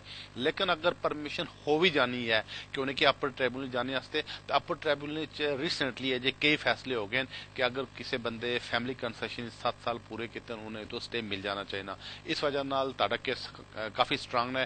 पहली गल चांसेस हैं कि होम अफसर परमिशन नहीं मिलूगी कि आगे अपील करना अपर ट्रिब्यूनल, लेकिन अगर उन्हें कर भी दी है तो भी ताड़े काफ़ी ज़्यादा चांसेस हैं कि तुसी केस विन कर जाओगे, क्योंकि जरा ताड़े हक च फैसला होया इमीग्रेशन का जज किया उस सही फैसला किया। तो हुण होम अफसर वाले वैसे ही कह रहे हैं कि जी उसका गलत फैसला है, उसके खिलाफ अपील करना चाहते हैं तो अपील कर भी उतों हार जाएंगे अगर होम अफसर गेन कोर्ट से। ताड़ी कल का शुक्रिया। वेखते हैं साढ़े नेक्स्ट कॉलर कौन ने जी। सत श्री अकाल डॉक्टर जी। सत श्री अकाल जी। We had discretionary leave granted to us in April 2012, and my wife is working as a healthcare assistant, and her organization wants to train her further, so they want to send her for the NVQ levels. But this thing is sponsored by the government, so partly the tuition fees sponsored by the government. Would this be considered as a benefit? Thank you for your call. Number one, if somebody is on discretionary leave, they are allowed to take benefits. So even if your wife is getting full benefits, there shouldn't be any problem. So it will not affect her or your immigration case, because the people who are under discretionary leave, and particularly in 2012, they are entitled basically to get benefits. So if you just look at her passport, so there's no restriction for her benefits. So she is allowed to get benefits even if he is considered as benefits. Thank you for the call. इस नाल तुसी भी सुन लियो कि बाज़ का थोम असल ये करने के 3-3 साल की डिस्कशन लीव दे देने इससे बंदे की इतने रहने वास्ते। आमतौर पर जो फैमिली नाल इतने रह रहे उन्हें दे देने या किसी मैरिज वाले दे देने 3-3 साल की स्टे। और जिसनों 3 साल स्टे इतने मिल जाए तो उसनों इतने बेनिफिट्स लेने की परमिशन होनी है कि वो बेनिफिट्स लै सकना है या अप्लाई कर सकना है बेनिफिट्स वास्ते, क्योंकि अगर उसनों इतने रहने की परमिशन और बेनिफिट्स वास्ते इंटाइटल एक्सेस टू बेनिफिट्स है। पिछले दिनों होया है कि होम अफसर ने ਜਦੋਂ ਸਟੇ ਦੇਣਾ ਸ਼ੁਰੂ ਕੀਤਾ ਨੇ ਕੁਝ ਅਰਸੇ ਤੋਂ ਤਕਰੀਬਨ ਪਿਛਲੇ 1 ਸਾਲ ਤੋਂ, ਤਾਂ ਬਾਜ਼ ਕਾ ਤੋਂ ਕਾਰਡ ਤੇ ਲਿਖ ਦੇਣੇ ਕਿ ਜੀ ਤੁਸੀਂ ਬੈਨੀਫਿਟ ਨਹੀਂ ਲੈ ਸਕਦੇ ਹੋ। ਲੇਕਿਨ ਇਹ ਸਿਲਸਿਲਾ ਉਹਨੇ ਹੁਣ ਸ਼ੁਰੂ ਕੀਤਾ 2013 ਹੀ, ਪਹਿਲੇ ਨਹੀਂ ਸੀ। उसके फिर असें तक काफ़ी लोगों ने दसिया कि जी अस इसकी कोर्ट ही लै जा रहे हैं, तुम किस तरह कर सकते हो कि एक आदमी लीगली अलाउड है उसका कम छूट जाए तो खाए पिएगा कितों। तो वो फिर होम अफसर ने उस तू किया कि जी अगर किसी बंदे की असें लिख भी दिता कि तुसी बेनिफिट्स नहीं लै सकते हो, वो असें अगर अप्लाई करा तो अस उसनों बेनिफिट्स की परमिशन दे देंगे। तो बहरहाल डिस्कशन लीव से जोड़े लोग ने अलाउड ने कि बेनिफिट्स लै लैन। ताड़ी कल का शुक्रिया। वेखते हैं नेक्स्ट कॉलर कौन ने जी। हेलो जी। हेलो अस्सलाम वालेकुम मलिक सर। जी वालेकुम सलाम। ਸਰ ਮੈਂ ਪੁੱਛਣਾ ਸੀਗਾ, ਮੇਰਾ ਇੱਕ ਫਰੈਂਡ ਹੈਗਾ ਵਾ, ਉਹ ਨਾ ਜਾਨੀ ਕਿ ਹੁਣ ਡਿਟੈਂਸ਼ਨ ਸੈਂਟਰ ਚੋਂ ਉਹਨੂੰ ਛੱਡਿਆ ਸੀਗਾ, ਉਹਨੂੰ ਹੋ ਗਏ ਕਾਫੀ ਟਾਈਮ 6-7 ਮੰਥ, ਤੇ ਉਹ ਉੱਥੇ ਡਿਪਰੈਸ਼ਨ 'ਚ ਚਲਾ ਗਿਆ ਸੀਗਾ। ਫਿਰ ਉਹਨਾਂ ਨੇ ਇਮੀਗ੍ਰੇਸ਼ਨ ਵਾਲਿਆਂ ਨੇ ਉਹਨੂੰ ਹਸਪੀਟਲ ਭੇਜਿਆ ਵਾ, 4 ਮਹੀਨੇ ਹਸਪੀਟਲ ਰਹਿ ਕੇ ਆਇਆ ਸੀਗਾ। ਠੀਕ। ਤੇ ਉਹਨੇ ਕੋਈ ਅਜੇ ਕੇਸ ਨਹੀਂ ਕੀਤਾ, ਕੁਛ ਨਹੀਂ, ਉਹਨੂੰ 3-4 ਮਹੀਨੇ ਬਾਅਦ ਸੈਨਾ ਤੇ ਸੱਦਿਆ ਵਾ, ਤੇ ਹੁਣ ਉਹਨੂੰ ਮੰਥ ਬਾਅਦ ਸੈਨ ਤੇ ਜਾਂਦਾ ਵਾ, ਤੇ ਨਾਲ ਉਹਦੀ ਫੈਮਿਲੀ ਵਾਲੇ ਕੋਈ ਵੀ ਜਾਨੀ ਕਿ ਕਜ਼ਨ ਜਾਂਦਾ ਵਾ, ਜਿਹੜਾ ਉਹਨਾਂ ਨੇ ਇਮੀਗ੍ਰੇਸ਼ਨ ਵਾਲੇ ਨੇ ਕਿਹਾ ਵੀ ਨਾਲ ਲੈ ਕੇ ਆਇਆ ਕਰੋ, ਕਿਉਂਕਿ ਇਹ ਪਤਾ ਨਹੀਂ ਇਹਨੂੰ ਕੀ ਜਾਨੀ ਕਿ ਕੋਈ ਪ੍ਰੋਬਲਮ ਨਾ ਕਰੇ ਇੱਥੇ ਆਣ ਕੇ। ਤੇ ਉਹਦਾ ਇੱਕ ਉਹਦੀ ਆਈਡੈਂਟੀ ਕਾਰਡ ਜਿਹਾ ਬਣਾਤਾ ਵਾ। ਠੀਕ ਹੈ। ਤੇ ਉਹ ਜਾਨਦਾਰ ਵੀ ਉਹਨੇ ਕੋਈ ਕੇਸ ਹਿਊਮਨ ਰਾਈਟਸ ਦਾ ਪਹਿਲਾਂ ਕੋਈ ਕੇਸ ਕੁਛ ਪਾਇਆ ਸੀ, ਸਟੂਡੈਂਟ ਆਇਆ ਸੀਗਾ ਇੱਥੇ ਕਾਫੀ ਟਾਈਮ ਦਾ। ਅੱਛਾ। ਤੇ ਉਹਦਾ ਕੀ ਹੋ ਸਕਦਾ ਕੁਛ ਉਹਦਾ ਇੱਥੇ? ਪਹਿਲੀ ਗੱਲ ਇਹ ਕਿ ਉਸ ਨੂੰ ਡਿਟੈਂਸ਼ਨ ਚ ਉਹਨੇ ਤਈਆਂ ਲੈ ਗਏ ਹੋਣਗੇ ਕਿ ਉਸ ਓਵਰਸਟੇਅਰ ਹੋ ਗਿਆ, ਉਹਨਾਂ ਵੀਜ਼ਾ ਅੱਗੇ ਨਹੀਂ ਵਧਾਇਆ, ਉਹਨਾਂ ਕੋਈ ਕੇਸ ਅਪਲਾਈ ਨਹੀਂ ਕੀਤਾ। ਹਾਂਜੀ ਹਾਂਜੀ ਤੁਹਾਡੀ ਗੱਲ ਸਹੀ ਹੈ ਜੀ। ਅਗਰ ਕੋਈ ਵੀ ਆਦਮੀ ਇੱਥੇ ਓਵਰਸਟੇਅਰ ਹੋ ਜਾਏ ਜਾਂ ਇਲੀਗਲ ਤਰੀਕੇ ਨਾਲ ਰਿਹਾ, ਫਿਰ ਉਸ ਨੂੰ ਫੜ ਲੈਣੇ, ਫਿਰ ਪ੍ਰੋਬਲਮ ਖੜੀ ਹੋ ਜਾਣੀ ਹੈ। ਤਾਂ ਤੁਸੀਂ ਇਹ ਕਰੋ ਕਿ ਅਗਰ ਤੁਹਾਡਾ ਕੋਈ ਕੇਸ ਨਹੀਂ ਚੱਲ ਰਿਹਾ ਤਾਂ ਉਸ ਨੇ ਇਮੀਡੀਏਟਲੀ ਕੋਈ ਨਾ ਕੋਈ ਕੇਸ ਪਾ ਲਿਓ, ਫਿਰ ਕੋਈ ਪ੍ਰੋਬਲਮ ਨਹੀਂ ਹੋਏਗੀ। ਦੂਸਰੀ ਗੱਲ ਇਹ ਹੈ ਕਿ ਅਗਰ ਕੋਈ ਬੰਦਾ ਮੈਂਟਲੀ ਅਨਫਿਟ ਹੈ, ਯਾਨੀ ਉਸकी ਸੋਚ ਸਮਝ ਨਹੀਂ ਹੈ ਇੱਥੇ, ਜਾਂ ਗੱਲ ਸਹੀ ਤਰੀਕੇ ਨਾਲ ਨਹੀਂ ਸਮਝ ਸਕਣਾ, ਤਾਂ ਉਸ ਨੂੰ ਇਮੀਗ੍ਰੇਸ਼ਨ ਲਈ रिपोर्ट नहीं करनी, नहीं उसने केस कोई कंसीडर करके उसके खिलाफ फैसला करना, लेकिन डिपेंड होएगा कि डॉक्टर की रिपोर्ट देना है। तो उस पहली गल ये करो कि मेडिकल रिपोर्ट्स किसी वकील जाके दस लियो, अगर मेडिकल रिपोर्ट्स उसने हक की चिंत है फिर मेडिकल रिपोर्ट नहीं बेस पे अप्लाई कर सकना, वरना वैसे भी अगर इतने कुछ अरसे तू रह रहा कोई ना कोई केस हो पाके अपना केस से चला सकना है। कॉल का शुक्रिया। व्यक्ति साढ़े अगले कॉलर कौन ने जी? हेलो जी। हेलो सत श्री अकाल भाजी। जी सत श्री अकाल ਭਾਜੀ। ਮੈਂ ਪੁੱਛਣਾ ਸੀ ਨਾ, ਮੈਂ ਆਪਣੇ 7 ਸਾਲ ਦੇ ਮੈਂ ਕੁੜੀ ਦੇ ਬੇਸ ਤੇ ਮੈਂ ਕੇਸ ਲਾਇਆ ਸੀਗਾ ਜੀ ਨਾ, ਪਹਿਲਾਂ ਉਹਨੇ ਰਿਜੈਕਟ ਕਰਤੀ ਫਾਈਲ ਮੇਰੀ। ਅੱਛਾ। ਫਿਰ ਉਹਨੇ ਫਿਰ ਰਿਫਿਊਜ਼ ਕਰ ਦਿੱਤੀ। ਉਸ ਤੋਂ ਬਾਅਦ ਫਿਰ ਮੈਂ ਹਾਈ ਜਿੱਦਾਂ ਕੋਰਟ ਦੇ ਵਿੱਚ ਅਪੀਲ ਕੀਤੀ, ਜਿੱਦਾਂ ਕੋਰਟ ਦੇ ਵਿੱਚ ਗਿਆ ਸੀਗਾ ਜੀ। ਠੀਕ। ਤੇ ਉਹਨੀ ਕੋਰਟ ਤੋਂ ਬਾਅਦ ਉਹਨੇ ਕਿਹਾ ਸੀਗਾ ਕਿ ਹੁਣ ਉਹ ਮੇਰਾ ਰਿਵਿਊ ਕਰਨਾ, ਉਹਨੇ ਕਹਿੰਦੇ ਫਾਈਲ ਕਰਨਾ। ਉਹਦੇ ਵਿੱਚ ਪੁੱਛਣਾ ਕਿੰਨੇ ਚਾਂਸ ਹੈਗੇ ਮੇਰੇ ਤਾਂ ਪੱਕੇ ਕੁੜੀ ਦੇ ਬੇਸ ਤੇ। जी ताड़ा हो जाना चाहिए ना, चूंकि जिस तरह पहले भी असें अगले प्रोग्राम सुन रहे हो जिक्र किया है कि हुमासा ने पॉलिसी बना ली सी कि जी एप्लीकेशन रिफ्यूज करनी शुरू। नहीं भाई मेरी ना कुड़ी दी उम्र हले जी 6 साल कुड़ी मेरी लगना है जिदा अजे 7 साल पूरे नहीं हुए हाँ हले पूरे नहीं हुए ना, फिर तुस उस च नहीं आने जो 7 साल वाला कानून है। लेकिन अगर कोई बच्चे नाल इतने 4-5 साल रह रहे हो ह्यूमन राइट्स एप्लीकेशन पा सकता है। तुस ये करो कि इस केस की कंटिन्यू रखो, जड़ी भी केस कोर्ट चल रहा है इसको कंटिन्यू चलन दियो। अगर किसी वजह नाल ना हो गया तो इसकी आगे बड़ी कोर्ट ले जाओ, तो जदों इतने ताड़े 7 साल पूरे हो जाए तो फिर ताड़ा इतने स्टे ने काफी ज्यादा चांस है उनके ताड़ा स्टे फिर हो जाएगा। लेकिन उस वक्त तक इस केस की चलाई रखो, ओवर स्टे नहीं होना या किधर भज ना जाओ। जो उन्हें साइन वास्ते अगर बुलाने साइन भी करने रहो तो इस तरह जस्ट वेट करो कि जितना लंबा हो जाना इतना ताड़े हक की चाहे, क्योंकि अगर कोई बंदा इतने रहना है जितना ज्यादा अरसे रहे हो तो ताड़े इतने ह्यूमन राइट्स ज्यादा बनने। कॉल का शुक्रिया। देखते हैं नेक्स्ट कॉलर कौन ने जी? हेलो अस्सलाम वालेकुम। जी वालेकुम सलाम। जी मैं नवीद बात कर रहा हूँ लुटन से। जी जी मुझे कुछ इन्फॉर्मेशन चाहिए थी। ये जो होम ऑफिस का 18,600 वाला केस था, इसके बारे में कोई लेटेस्ट अपडेट? नहीं, इसमें अभी 18,600 जैसे के पहले बताया था कि 9 जुलाई 2012 को एक कानून बन गया था, इसको कोर्ट में ले गए थे तो हाई कोर्ट ने कह दिया था कि जी 18,600 ज्यादा है, 13,000 होना चाहिए। लेकिन होम ऑफिस वालों ने उसके खिलाफ अपील की थी, एक हाई कोर्ट से बड़ी कोर्ट है कोर्ट ऑफ अपील वहां पे, और मार्च में इसकी हेयरिंग हो गई है कि तो अब इसका हम जस्ट फैसले का इंतजार करें कि फैसला कब आएगा। अब चूंकि 6-7 वीक हो गए तो एक्सपेक्टेड है कि एनी टाइम इसका फैसला आ गया, तो जो इसका कोई फैसला आया हम इसी प्रोग्राम में आपको बता देंगे। तुसी भी अगर नोट कर दियो इस प्रोग्राम में जस्ट दस देंगे इस केस ना 18,600 ना के फैसला आया। कल का शुक्रिया। देखते हैं साढ़े अगले कॉलर कौन ने जी? जी अस्सलाम वालेकुम। जी वालेकुम सलाम। सर मैंने लॉन्ग रेजिडेंसी एप्लीकेशन दी थी सितंबर 2013 में 10 इयर्स की, तो मेरे 30 डेज शॉर्ट थे, तो 6 डेज का वो 28 डेज कानून भी आता है। लेकिन मैंने जो है वो FLRO मुझे मेरे वकील ने सजेशन दी कि वो डाल दो, और जो है फिर 30 डेज के बाद हमने सेटल आर डाल दी। तो होम ऑफिस ने क्या किया कि हमारी दोनों एप्लीकेशन रिफ्यूज कर दी कि जी आपने FLR जब M दिया था तो उसमें अपने आपके जो 2 बच्चे यहाँ पैदा हुए हैं उनकी आपने फीस क्यों नहीं दी? मैंने कहा कि भाई मेरे जो वकील था उसने मुझे कहा कि उनकी देने की फीस जरूरत नहीं है। तो अभी अपील थी 2 अप्रैल को हमारी, तो उसमें मैंने जज को यही एक्सप्लेन किया कि भाई देखें मेरा कोई कसूर नहीं है, वकील ने मुझे ये सजेशन दिया कि आप फी बच्चों की ना दें। तो मेरा पीरियड है वो इस वक्त continuously lawful in this country, तो वर्स्ट सिनेरियो क्या हो सकता है, मेरे पास क्या ऑप्शन है? तो जज का फैसला आया? कोई नहीं आया अभी? नहीं सर, अभी तक कोई जज का फैसला रिसीव नहीं हुआ है। ठीक, पहली बात ये कि आपकी कॉल का शुक्रिया। दूसरी बात यह कि वो अपने FLRO की एप्लीकेशन नहीं डालनी थी, क्योंकि वैसे भी होम ऑफिस फैसला लेने में 3-1 महीने लगा लेते हैं मिनिमम, क्योंकि जब आप अप्लाई करते हैं आपको एक्नॉलेजमेंट भेजते हैं, फिर आपके फिंगरप्रिंट्स होते हैं उसमें महीना लग जाता है। अगर फिंगरप्रिंट्स कोई ना दे या चिट्ठी ना मिले तो वो एक और चिट्ठी भेज देते हैं जिसमें 1-1.5 महीना और लग जाता है, तो वो अपनी गलती की अप्लाई नहीं करना चाहिए था। दूसरी बात यह कि एक ये भी रूल है कि अगर कोई बच्चा यूके में पैदा हुआ था, जो ही फादर को इंडेफिनिट स्टे मिले तो वो नेशनलिटी के लिए अप्लाई कर सकते थे। तो ऐसा है कि जो लोग हैं बात बच्चों के लिए अप्लाई नहीं करते, वो सिर्फ वेट करते रहते हैं कि जी मुझे इंडेफिनिट स्टे मिल जाए, फिर बच्चों की नेशनलिटी के लिए अप्लाई करें। बहरहाल अभी आप अपने जज के फैसले का इंतजार करें। आपने किसी अच्छे बैरिस्टर को ले जाना था, अगर अच्छा बैरिस्टर को ले गया होगे, उन्होंने ऐसी कई एग्जाम्पल दी होंगी। तो बहरहाल इस केस का फैसला करें, अगर आपके हक में नहीं होता है तो फिर इसको अपर ट्रिब्यूनल में ले जाएं। कॉल का शुक्रिया। नाजरीन व्यक्ति अगले कॉलर कौन है जी? हेलो, सत श्री अकाल भाजी। जी सत श्री अकाल।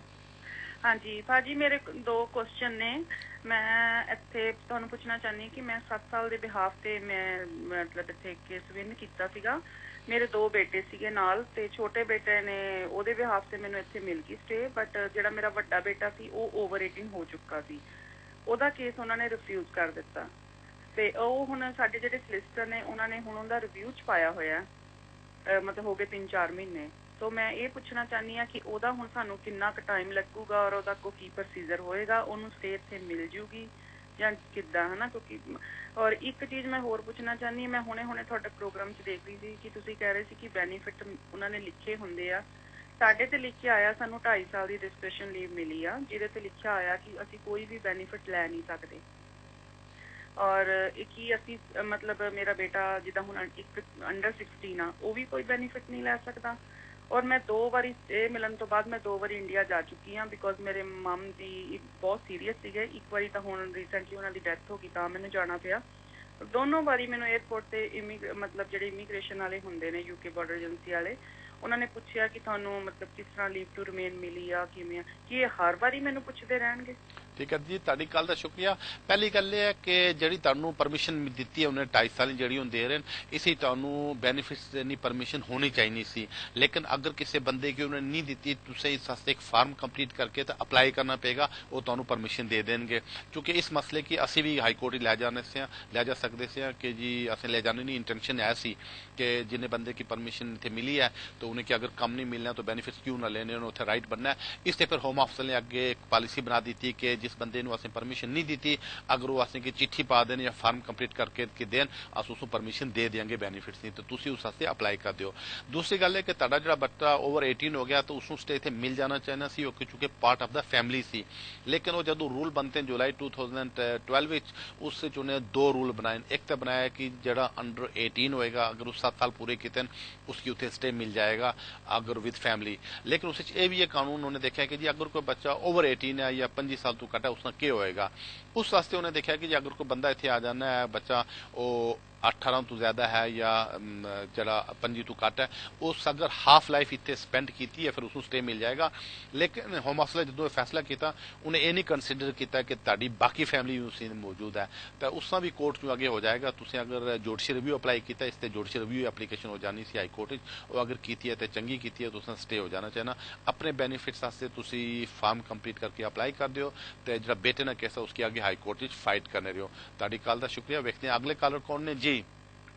अस्सलाम वालेकुम जी, मैं आबिद हुसैन बात कर रहा हूँ लुटन से। जी मैं ब्रिटिश बोर्न हूँ और यहाँ पे मैंने पाकिस्तान से मैंने शादी की है, तो अभी मेरी इनकम इतनी नहीं है कि मैं उसको बुला सकूँ। 18,600 मैं अर्न नहीं करता पर ईयर, तो इस लिहाज से अगर मैं अपनी वाइफ को फियांसी वीजा यहाँ पे बुलाऊं तो उसमें उसके बाद मैं उसको यहाँ पे उसकी स्टे करवा सकता हूँ, उसका वीजा आके करवा सकता हूँ?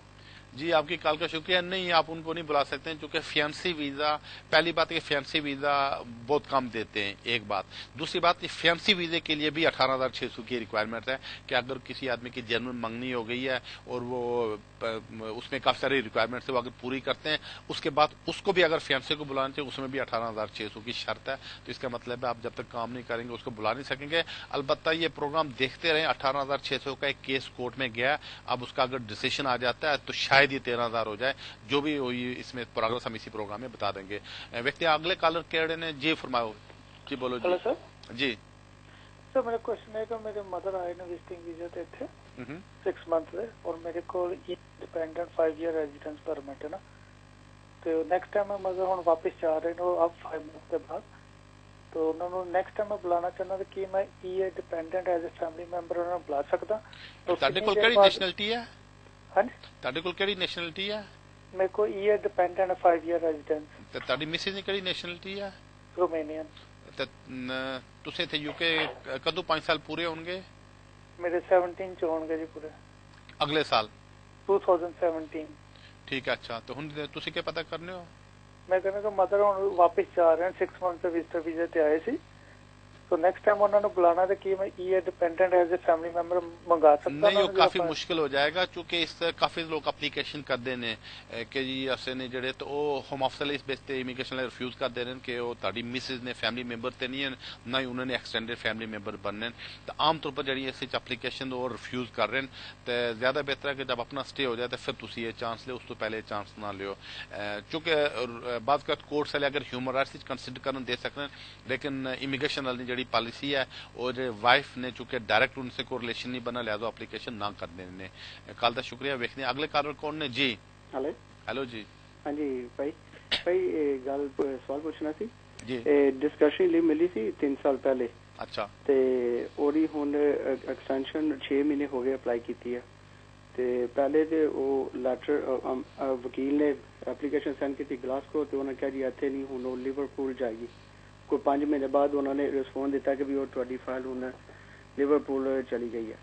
तो मैं ही पूछना सी कि भी वो डिस्कशनरी लीव की कहंदे आ वो किन्नी क देर लगेगी एक्सटेंशन लगदे, ते ओदा की कोई प्रोसेस है? मैं फोन बंद करके फिर मैं दस जी। ਤੁਹਾਡੀ ਗੱਲ ਦਾ ਸ਼ੁਕਰੀਆ। ਅਗਰ ਤੇ ਕਿਸੇ ਨੂੰ ਡਿਸਕਸ਼ਨ ਲੀਵ ਮਿਲ ਜਾਏ 3 ਸਾਲ ਨਹੀਂ, ਤਾਂ ਜਦੋਂ 3 ਸਾਲ ਖਤਮ ਹੋਣ ਲੱਗਣ ਉਸ ਤੋਂ ਕੋਈ ਮਹੀਨਾ 1.5 ਮਹੀਨਾ ਪਹਿਲੇ ਤੁਸੀਂ ਐਪਲੀਕੇਸ਼ਨ ਕਰ ਸਕਦੇ ਹੋ ਐਕਸਟੈਂਸ਼ਨ ਵਾਸਤੇ। ਤੇ ਉਹ ਅਗਰ ਐਪਲੀਕੇਸ਼ਨ ਕਰੋ ਤੇ 2-3 ਮਹੀਨੇ ਚ ਉਹ 3 ਸਾਲ ਨਾਲ ਹੋਰ ਸਟੇ ਲੱਗ ਕੇ ਆ ਜਾਣਾ। ਲੇਕਿਨ ਮੈਨੂੰ ਲੱਗਣਾ ਕਿ ਤੁਹਾਡੇ ਵਕੀਲ ਨੂੰ ਸ਼ਾਇਦ ਪਤਾ ਨਹੀਂ ਸੀ ਕਿ ਐਪਲੀਕੇਸ਼ਨ ਕਿੱਥੇ ਭੇਜਣੀ ਸੀ, ਇਸ ਵਜ੍ਹਾ ਨਾਲ ਉਸੇ ਥੋੜੀ ਜਿਹੀ ਡਿਲੇ ਹੋ ਗਈ ਹੈ। ਤੇ ਜਿਸ ਤਰ੍ਹਾਂ ਤੁਸੀਂ ਸਫਰ ਕਰ ਰਹੇ ਹੋ ਤਾਂ ਬਾਹਰ ਹੋਮ ਆਫਿਸ ਵਾਲਿਆਂ ਨੂੰ ਪੁਸ਼ ਕਰੋ ਕਿ ਤੁਹਾਡੇ ਕੇਸ ਨਾਲ ਜਲਦੀ ਫੈਸਲਾ ਕਰ ਦੇਣ। ਕੱਲ ਦਾ ਸ਼ੁਕਰੀਆ। ਵੇਖਦੇ ਅਗਲੇ ਕਾਲਰ ਕੌਣ ਨੇ ਜੀ? ਹੈਲੋ, ਸਤਿ ਸ਼੍ਰੀ ਅਕਾਲ ਭਾਜੀ। ਮੈਂ ਤੁਹਾਨੂੰ ਪਹਿਲਾਂ ਵੀ ਇਹ ਕੁਐਸਚਨ ਪੁੱਛਿਆ ਸੀ ਪਰ ਤੁਸੀਂ ਉਹਦਾ ਆਨਸਰ ਨਹੀਂ ਦੇ ਸਕੇ ਕਿ ਮੈਂ ਮਤਲਬ ਮੈਨੂੰ 7 ਸਾਲ ਦੇ ਬਿਹਾਫ ਤੇ ਇੱਥੇ ਆਪਣੇ ਬੇਟੇ ਨਾਲ ਸਟੇ ਮਿਲੀ ਆ। ਤੁਹਾਨੂੰ 에어ਪੋਰਟ ਤੇ ਰੋਕਨੇ? ਹਾਂਜੀ ਹਾਂਜੀ, ਮਤਲਬ ਉਹ ਹਰ ਵਾਰ 2 ਵਾਰੀ ਮੈਂ ਗਈ ਹਾਂ ਤੇ ਦੋਨੋਂ ਵਾਰੀ ਇਹ ਪੁੱਛਦੇ ਨੇ ਕੀ ਗੱਲ ਹੈ, ਤੁਹਾਨੂੰ ਕਿੱਦਾਂ ਲੀਵ ਟੂ ਰਿਮੇਨ ਮਿਲੀ, ਤੁਸੀਂ ਕਿਉਂ ਲਿੱਤੀ, ਕੀ ਮਤਲਬ ਜਿੰਨੀ ਵਾਰੀ ਵੀ ਅਸੀਂ ਜਾਵਾਂਗੇ ਉਹ ਹਮੇਸ਼ਾ ਪੁੱਛਿਆ ਕਰਨਗੇ? ਨਹੀਂ, ਹਮੇਸ਼ਾ ਤਾਂ ਨਹੀਂ ਪੁੱਛਦੇ। ਅਸਲੀ ਚ ਹੋਇਆ ਹੈ ਕਿ ਜਦੋਂ ਤੁਸੀਂ ਸ਼ੁਰੂ ਕਿਤੇ ਕੋ ਓਵਰਸਟੇ ਵਗੈਰਾ ਕੀਤਾ ਨਾ, ਉਹਨਾਂ ਨੇ ਕੰਪਿਊਟਰ 'ਚ ਇਹ ਗੱਲ ਪੈ ਗਈ ਹੈ ਕਿ ਇਹਨੇ ਬੰਦੇ ਓਵਰਸਟੇ ਕੀਤਾ ਹੈ। ਉਹ ਫਿਰ ਜਦੋਂ ਤੁਸੀਂ ਕਿਧਰ ਵਾਪਸ ਆਨੇ ਹੋ, ਅਗਰ ਉਹ ਕੰਪਿਊਟਰ ਇਮੀਗ੍ਰੇਸ਼ਨ ਆਫਿਸਰ ਚੈੱਕ ਕਰਨਾ ਹੈ ਤਾਂ ਉਹ ਨੋਟ ਆ ਜਾਣਾ ਹੈ ਕਿ ਜੀ ਇਹਨਾਂ ਦਾ ਕੇਸ ਰਿਫਿਊਜ਼ ਹੋ ਗਿਆ, ਅਸੀਂ ਇਹਨੂੰ ਲੱਭ ਰਹੇ ਹਾਂ। ਇਸ ਵਜ੍ਹਾ ਨਾਲ ਉਹ ਚੈੱਕ ਕਰਨੇ। ਲੇਕਿਨ ਚੈੱਕ ਕਰਨ ਤੇ ਤੁਹਾਡੀ ਜੈਨੂਇਨ ਸਟੇ ਮਿਲਿਆ, ਤੁਹਾਨੂੰ ਕੋਈ ਪ੍ਰੋਬਲਮ ਨਹੀਂ ਹੋਏਗੀ। ਲੇਕਿਨ ਜ਼ਿਆਦਾ ਦੇਰ ਨਹੀਂ ਹੋਏਗਾ ਤਾਂ ਉਹ ਕੋਈ ਨਾ ਕੋਈ ਉਹ ਜਿਹੜਾ ਸਿਸਟਮ ਵਿੱਚ ਲਿਖ ਦੇਣਗੇ ਕਿ ਅਸੀਂ ਹੁਣ ਕੋਈ ਪ੍ਰੋਬਲਮ ਨਹੀਂ। कोई एक दफा अगर प्रॉब्लम हो गई तो इस तरह ये नहीं मतलब कि हमेशा प्रॉब्लम होगी। तो तुसी बिल्कुल आओ जाओ, कोई प्रॉब्लम नहीं है। ताड़ी कल दा शुक्रिया। वेखदे अगले कॉलर कौन ने जी? हेलो हेलो जी। सत श्री अकाल जी। सत श्री अकाल। हाँ जी, मैं ना पूछना चाहती सी तुहाडे कोल। हेलो जी जी। मैं ना 2 साल पहला 2 साल दा मेरे हेलो जी हाँ तुसी गल करो। मेरा 3 साल दा वीजा लगा मैं मेरे इत्थे इंग्लैंड दे विच। ठीक है। ਪਹਿਲਾਂ ਮੈਂ ਇੰਡੀਆ ਤੋਂ ਆਈ ਸੀਗੀ, ਮੇਰਾ 2 ਸਾਲ ਦਾ ਵੀਜ਼ਾ ਲੱਗਾ ਸੀ। ਜਦੋਂ ਮੇਰਾ 1 ਸਾਲ ਦਾ ਵੀਜ਼ਾ ਰਹਿੰਦਾ ਸੀ, ਮੇਰਾ ਵਿਆਹ ਹੋ ਗਿਆ ਸੀਗਾ। ਠੀਕ ਹੈ। ਤੇ ਉਸ ਤੋਂ ਬਾਅਦ ਅਸੀਂ ਅਪਲਾਈ ਕੀਤਾ ਤੇ ਉਹਨਾਂ ਨੇ ਮੇਰਾ 3 ਸਾਲ ਦਾ ਵੀਜ਼ਾ ਲਾਇਆ ਸੀਗਾ, limited leave to remain in the UK visa ਲਾਇਆ ਸੀਗਾ। ਠੀਕ ਹੈ। ਤੇ ਮੇਰੀ ਮੇਨ ਗੱਲ ਇਹ ਆ ਕਿ ਮੇਰੇ ਹਸਬੈਂਡ ਨਾਲ ਮੈਂ ਕੰਮ ਕਰਦੀ, ਨਾ ਮੇਰੇ ਹਸਬੈਂਡ ਕੰਮ ਕਰਦੇ। ਮੇਰਾ ਜਨਵਰੀ 'ਚ ਵੀਜ਼ਾ ਫਿਨਿਸ਼ ਹੋਣਾ ਆ ਜੀ। ਤੇ ਇਹਦੇ ਵਿੱਚ ਮੈਂ ਪੁੱਛਣਾ ਸੀ ਸਾਡਾ ਕੰਮ ਕਰਨਾ ਜ਼ਰੂਰੀ ਹੈ ਜੇ ਮੈਂ ਵੀਜ਼ਾ ਅਸੀਂ ਲੈਣਾ ਆ ਕਿ ਨਹੀਂ? नहीं जी, इस काम करना जरूरी नहीं है क्योंकि अगर तुहानू मैरिज नहीं बेस ते लब्भा होना ना तो फ्री कम नहीं, परमिशन ऐसी, लेकिन फिर कम लाजमी सी। लेकिन चूंकि उन्हें तुहानू डिस्कशन लीव दी है, इस ते तुहाडा या तुहाडे हस्बैंड नाल काम करना लाजमी नहीं है। तुसी इस जिहड़ा तुहानू स्टे मिलिया इसी तुसी अगर बेनीफिट लै लियो तो भी तुसी लै सकदे हो, तुहाडे ते कोई प्रॉब्लम नहीं है। तो जनवरी च अगर वीजा तुहाडा खत्म हो रहा तुसी दिसंबर च अप्लाई करो, तुहानू 3 साल ना होर वीजा मिल जाऊगा। कल दा शुक्रिया। वेखते अगले कॉलर कौन ने जी? डॉक्टर साहब जी। हेलो जी। सर मैं पूछना चाहना कि ਜਿਹੜੇ ਨਵੇਂ ਅਪਲਾਈ ਕਰਨਗੇ 7 ਸਾਲ ਵਾਸਤੇ ਤੇ ਜਿਹੜਾ ਨਵਾਂ ਰੂਲ ਆਇਆ ਉਹਨਾਂ ਦੇ ਲਾਗੂ ਹੋਏਗਾ ਕਿ ਇੱਕ ਪੇਰੈਂਟਸ ਨੂੰ ਇੱਕ ਜਣ ਨੂੰ ਵੀਜ਼ਾ ਮਿਲੇਗਾ? ਇਹ ਚੱਕਰ ਹੈ ਜਿਹੜੇ ਨਵੇਂ ਅਪਲਾਈ ਕਰਨਗੇ 7 ਸਾਲ ਵਾਸਤੇ ਜੀ। ਤਾਂ ਉਹ ਕੀ ਅਪਲਾਈ ਕਰਨਗੇ? 7 ਸਾਲ ਦੇ ਕੇਸ ਜਿਹੜਾ ਅਪਲਾਈ ਕਰਨਗੇ ਜੀ ਉਹਦੇ ਮਾਂ ਪਿਓ ਨੂੰ ਮਿਲੇਗਾ ਵੀਜ਼ਾ? ਨਹੀਂ ਕਹਿੰਦੇ ਕੋਈ ਕਹਿ ਰਿਹਾ ਇੱਕ ਜਣਾ ਨੂੰ ਮਿਲੇਗਾ ਜੀ। नहीं, इन्हें माँ प्यो की ज़ाहिर मिलना चाहिए ना, चूंकि एक बच्चा अगर इसे उसने 7 साल पूरे हो गए तो बच्चे ने उसे स्टे मिलिया, बच्चे ने सड़क ਤੇ ਛੋੜ ਕੇ ਤੇ ਨਹੀਂ ਵਾਪਸ ਜਾਣਗੇ। ਇਸ ਵਿੱਚ ਮਾਂ ਪਿਓ की भी स्टे मिलना चाहिए ना, क्योंकि ये बहुत पहले 96 जदों ये कानून बनता सी तदों इस ते बड़ी कंसीडरेशन हुई थी, तो कह रहे थे हाँ बच्चे नूं भी स्टे मिलेगा, उसे पेरेंट्स नूं मिलेगा। उस तो बाद जिहड़ा मसला सा होम ऑफिस ने 2008 च कानून चेंज कर दिता, उन्हें कहा जी अस ह्यूमन राइट्स स्टे देंगे, लेकिन उन्हें ह्यूमन राइट्स स्टे नहीं देने शुरू किए। फिर आगे मसला कोर्ट च गया तो आखिर जिहड़ा इस डिसीजन आया सी वो सुप्रीम कोर्ट का डिसीजन सी जुलाई 2012 में, जिहड़ा असीं ये केस विन कीता सी। उस विच भी यह तय होया सी कि अगर कोई बच्चा 7 साल पूरा करे उसनूं तो पेरेंट्स नूं स्टे मिल जाना चाहिए ना। लेकिन होम ऑफिस जो रूल बनाने वाले जानबूझ के उन्हें गलती सिर्फ बच्चे ने लिख दिता है तो पेरेंट्स ने नहीं लिखा, उस वजह थोड़ी जी कन्फ्यूजन है। लेकिन बच्चे पेरेंट्स दोवां की स्टे मिलना चाहिए ना, बच्चे की छोड़ के खाली पेरेंट्स की रिपोर्ट नहीं कर सकेंगे। तुहाडी कॉल का शुक्रिया। वेखते हैं अगले कॉलर कौन ने जी। हेलो जी। हेलो अस्सलाम वालेकुम जी। वालेकुम सलाम सर, मेरा नाम फवाद है ते मैं लंदन तो गल कर रहा जी। ਇਹ ਮੈਂ ਤੁਹਾਡੇ ਕੋਲ ਥੋੜੀ ਇੱਕ ਇਨਫੋਰਮੇਸ਼ਨ ਲੈਣੀ ਸੀ। ਮੇਰਾ ਛੋਟਾ ਜਿਹੜਾ ਨਾ ਮੇਰਾ ਦੋਸਤ ਹੈ ਉਹ ਕਹਿੰਦਾ ਪਿਆ ਕਿ ਮੇਰੇ ਕੋਲ ਸਟੂਡੈਂਟ ਵੀਜ਼ਾ ਹੈ, ਉਹ ਕਹਿੰਦਾ ਪਿਆ ਕਿ ਜਿਹੜਾ ਨਾ ਯੂਰਪੀਅਨ ਯੂਨੀਅਨ ਜਿਹੜਾ ਤੁਹਾਡਾ ਕੋਈ ਰਿਲੇਟਿਵ ਹੈ ਉਹ ਤੁਹਾਨੂੰ ਤੁਹਾਡਾ ਲੀਗਲ ਸਟੇਟਸ ਜਾਂ ਤੁਹਾਨੂੰ ਤੁਹਾਡਾ ਵੀਜ਼ਾ ਵਗੈरह वर्क परमिट ਤੁਹਾਨੂੰ ਦਵਾ ਸਕਦਾ, ਇਸ ਤਰ੍ਹਾਂ ਹੈ ਕੋਈ ਲਾ? नहीं जी, इस तरह ना नहीं है। काफी लोगों की आजकल इसी तरह लोग पागल बनाए जा रहे हैं, ये नहीं है। वो अलबत्ता रूल इस तरह है कि अगर ਤੁਹਾਡਾ कोई जिस तरह भाई है वो अगर किसी यूरोप ने कंट्री च रहना है तो तुसी अपने कंट्री च रह रहे हो, फर्ज करो पाकिस्तान रह रहे हो, वो ਤੁਹਾਨੂੰ ਉੱਥੇ ਪੈਸੇ ਭੇਜਣਾ ਹੈ, ਤੁਹਾਡਾ ਉੱਥੇ ਗੁਜ਼ਾਰਾ ਚੱਲ ਰਿਹਾ, ਤੁਸੀਂ ਉੱਤੇ ਡਿਪੈਂਡ ਕਰ ਰਹੇ ਹੋ। ਕੱਲ ਉਹ ਬੰਦਾ ਇੱਥੇ ਤੁਹਾਡਾ ਭਾਈ यूके आ जाना तो ਤੁਸੀਂ भी ਇੱਥੇ यूके आ जाना, उससे चाह के एप्लीकेशन कर सकता है। इस तरह नहीं कि कोई टॉम डिक हैरी ਤੁਹਾਨੂੰ यूरोप ਤੋਂ स्पॉन्सर करे तो हो सकना, इस तरह नहीं पॉसिबल। काफी सारे एजेंट्स नहीं हो लोगों को आजकल पैसे लेके लोगों की पागल बना रहे हैं, इसी तरह तो होशियार रहना, इस तरह नहीं कोई एप्लीकेशन नहीं हो सकती है। कल का शुक्रिया। वेखते अगले कॉलर कौन ने जी। ਹੈਲੋ ਜੀ ਮੇਰਾ ਨਾਮ ਮਨਜੀਤ ਕੌਰ ਆ ਜੀ। ਤੇ ਮੇਰੀ ਡਾਟਰ 2008 ਵਿੱਚ ਹੋਈ ਸੀ ਤੇ ਉਹਦੀ 21 ਕਿਡਨੀ ਕੰਮ ਕਰਦੀ ਆ, ਤੇ ਸਾਨੂੰ ਕਿਸੇ ਨੇ ਸਲਾਹ ਦਿੱਤੀ ਸੀ ਕਿ ਤੁਸੀਂ ਕੇਸ ਲਾ ਦਿਓ ਹਨਾ, ਤੁਸੀਂ ਸੇਫ ਰਹੋਗੇ। ਤੇ ਅਸੀਂ 2009 ਵਿੱਚ ਕੇਸ ਲਾਇਆ ਸੀਗਾ ਤੇ ਉਹਦਾ ਜਿੱਦਾਂ ਹੁਣ ਮੇਰੀ ਡਾਟਰ 6 ਸਾਲਾਂ ਦੀ ਹੋ ਗਈ ਆ ਤੇ ਉਹਦਾ ਹਲੇ ਤੇ ਕੋਈ ਜਵਾਬ ਨਹੀਂ ਆਇਆ ਸੀ। ਤਾਂ ਮਹੀਨਾ ਕੀ ਹੋਇਆ ਕਿ ਸਾਨੂੰ ਲੈਟਰ ਆਈ ਆ ਕਿ ਤੁਸੀਂ ਪ੍ਰੂਫ ਭੇਜੋ ਕਿ 2009 ਤੋਂ ਤੁਸੀਂ ਇੱਥੇ ਰਹਿ ਰਹੇ ਹੋ, ਤੇ ਅਸੀਂ ਉਹਨਾਂ ਨੂੰ ਸਬੂਤ ਭੇਜੇ ਆ। ਤੇ ਹੁਣ ਮੈਂ ਸਿਰਫ ਇੰਨਾ ਪੁੱਛਣਾ ਕੀ ਸੀਗਾ ਕਿ ਉਹ ਡਿਸੀਜਨ ਮੰਨ ਲਓ ਕੀ ਦੋਗੇ ਸਾਨੂੰ ਹਨਾ। ਤੁਹਾਡੇ ਕੱਲ ਦਾ ਸ਼ੁਕਰੀਆ। ਤੁਸੀਂ ਚੰਗੀ ਗੱਲ ਕੀਤੀ ਹੈ ਕਿ ਤੁਸੀਂ 2009 ਵਿੱਚ ਅਪਲਾਈ ਕਰ ਦਿੱਤਾ ਸੀ, ਕੇਸ ਲਾ ਦਿੱਤਾ ਸੀ। ਉਸੇ ਦੋ ਫਾਇਦੇ ਹਨ। ਇੱਕ ਫਾਇਦਾ ਤੇ ਹੋਇਆ ਕਿ ਤੁਸੀਂ ਤੇ ਲੀਗਲ ਤਰੀਕੇ ਨਾਲ ਰਹਿ ਰਹੇ ਹੋ, ਕੋਈ ਪ੍ਰੋਬਲਮ ਨਹੀਂ ਸੀ, ਕੋਈ ਹੈਡਿਕ ਨਹੀਂ ਸੀ, ਕਿਸੇ ਬੰਦੇ ਤੁਹਾਨੂੰ ਪਕੜਿਆ ਨਹੀਂ, ਨਾ ਹੀ ਕੋਈ ਤੁਹਾਡੀ ਪ੍ਰੋਬਲਮ ਹੋਈ ਹੈ, ਇਹ ਚੰਗੀ ਗੱਲ ਹੋਈ ਹੈ। ਹੁਣ ਤੁਸੀਂ ਉਹਨਾਂ ਨੂੰ ਪੇਪਰ ਭੇਜ ਦਿੱਤੇ ਹਨ, ਉਹਨੇ ਤੱਕ ਹੈ ਕਿ ਉਹ ਕੀ ਫੈਸਲਾ ਕਰਨੇ, ਸੋਚੋ ਸਮਝੋ। ਕੋਈ 80% ਚਾਂਸਸ ਨੇ ਕਿ ਤੁਹਾਨੂੰ ਸਟੇ ਮਿਲ ਜਾਣਾ ਚਾਹੀਦਾ। ਅਗਰ ਕਿਸੇ ਵਜ੍ਹਾ ਨਾਲ ਨਹੀਂ ਮਿਲਿਆ ਤਾਂ ਤੁਹਾਨੂੰ ਰਾਈਟ ਹੋਏਗਾ ਕਿ ਇਸकी ਤੁਸੀਂ ਅੱਗੇ ਕੋਰਟ 'ਚ ਲੈ ਜਾਓਗੇ। ਕੋਰਟ 'ਚ ਤਕਰੀਬਨ साल 1.5 साल केस ना लग जाना, इसे दौरान तुसी 7 साल पूरे कर लोगे। अगर 7 साल पूरे हो जान फिर तुहानू इत्थे स्टे मिल जाएगा।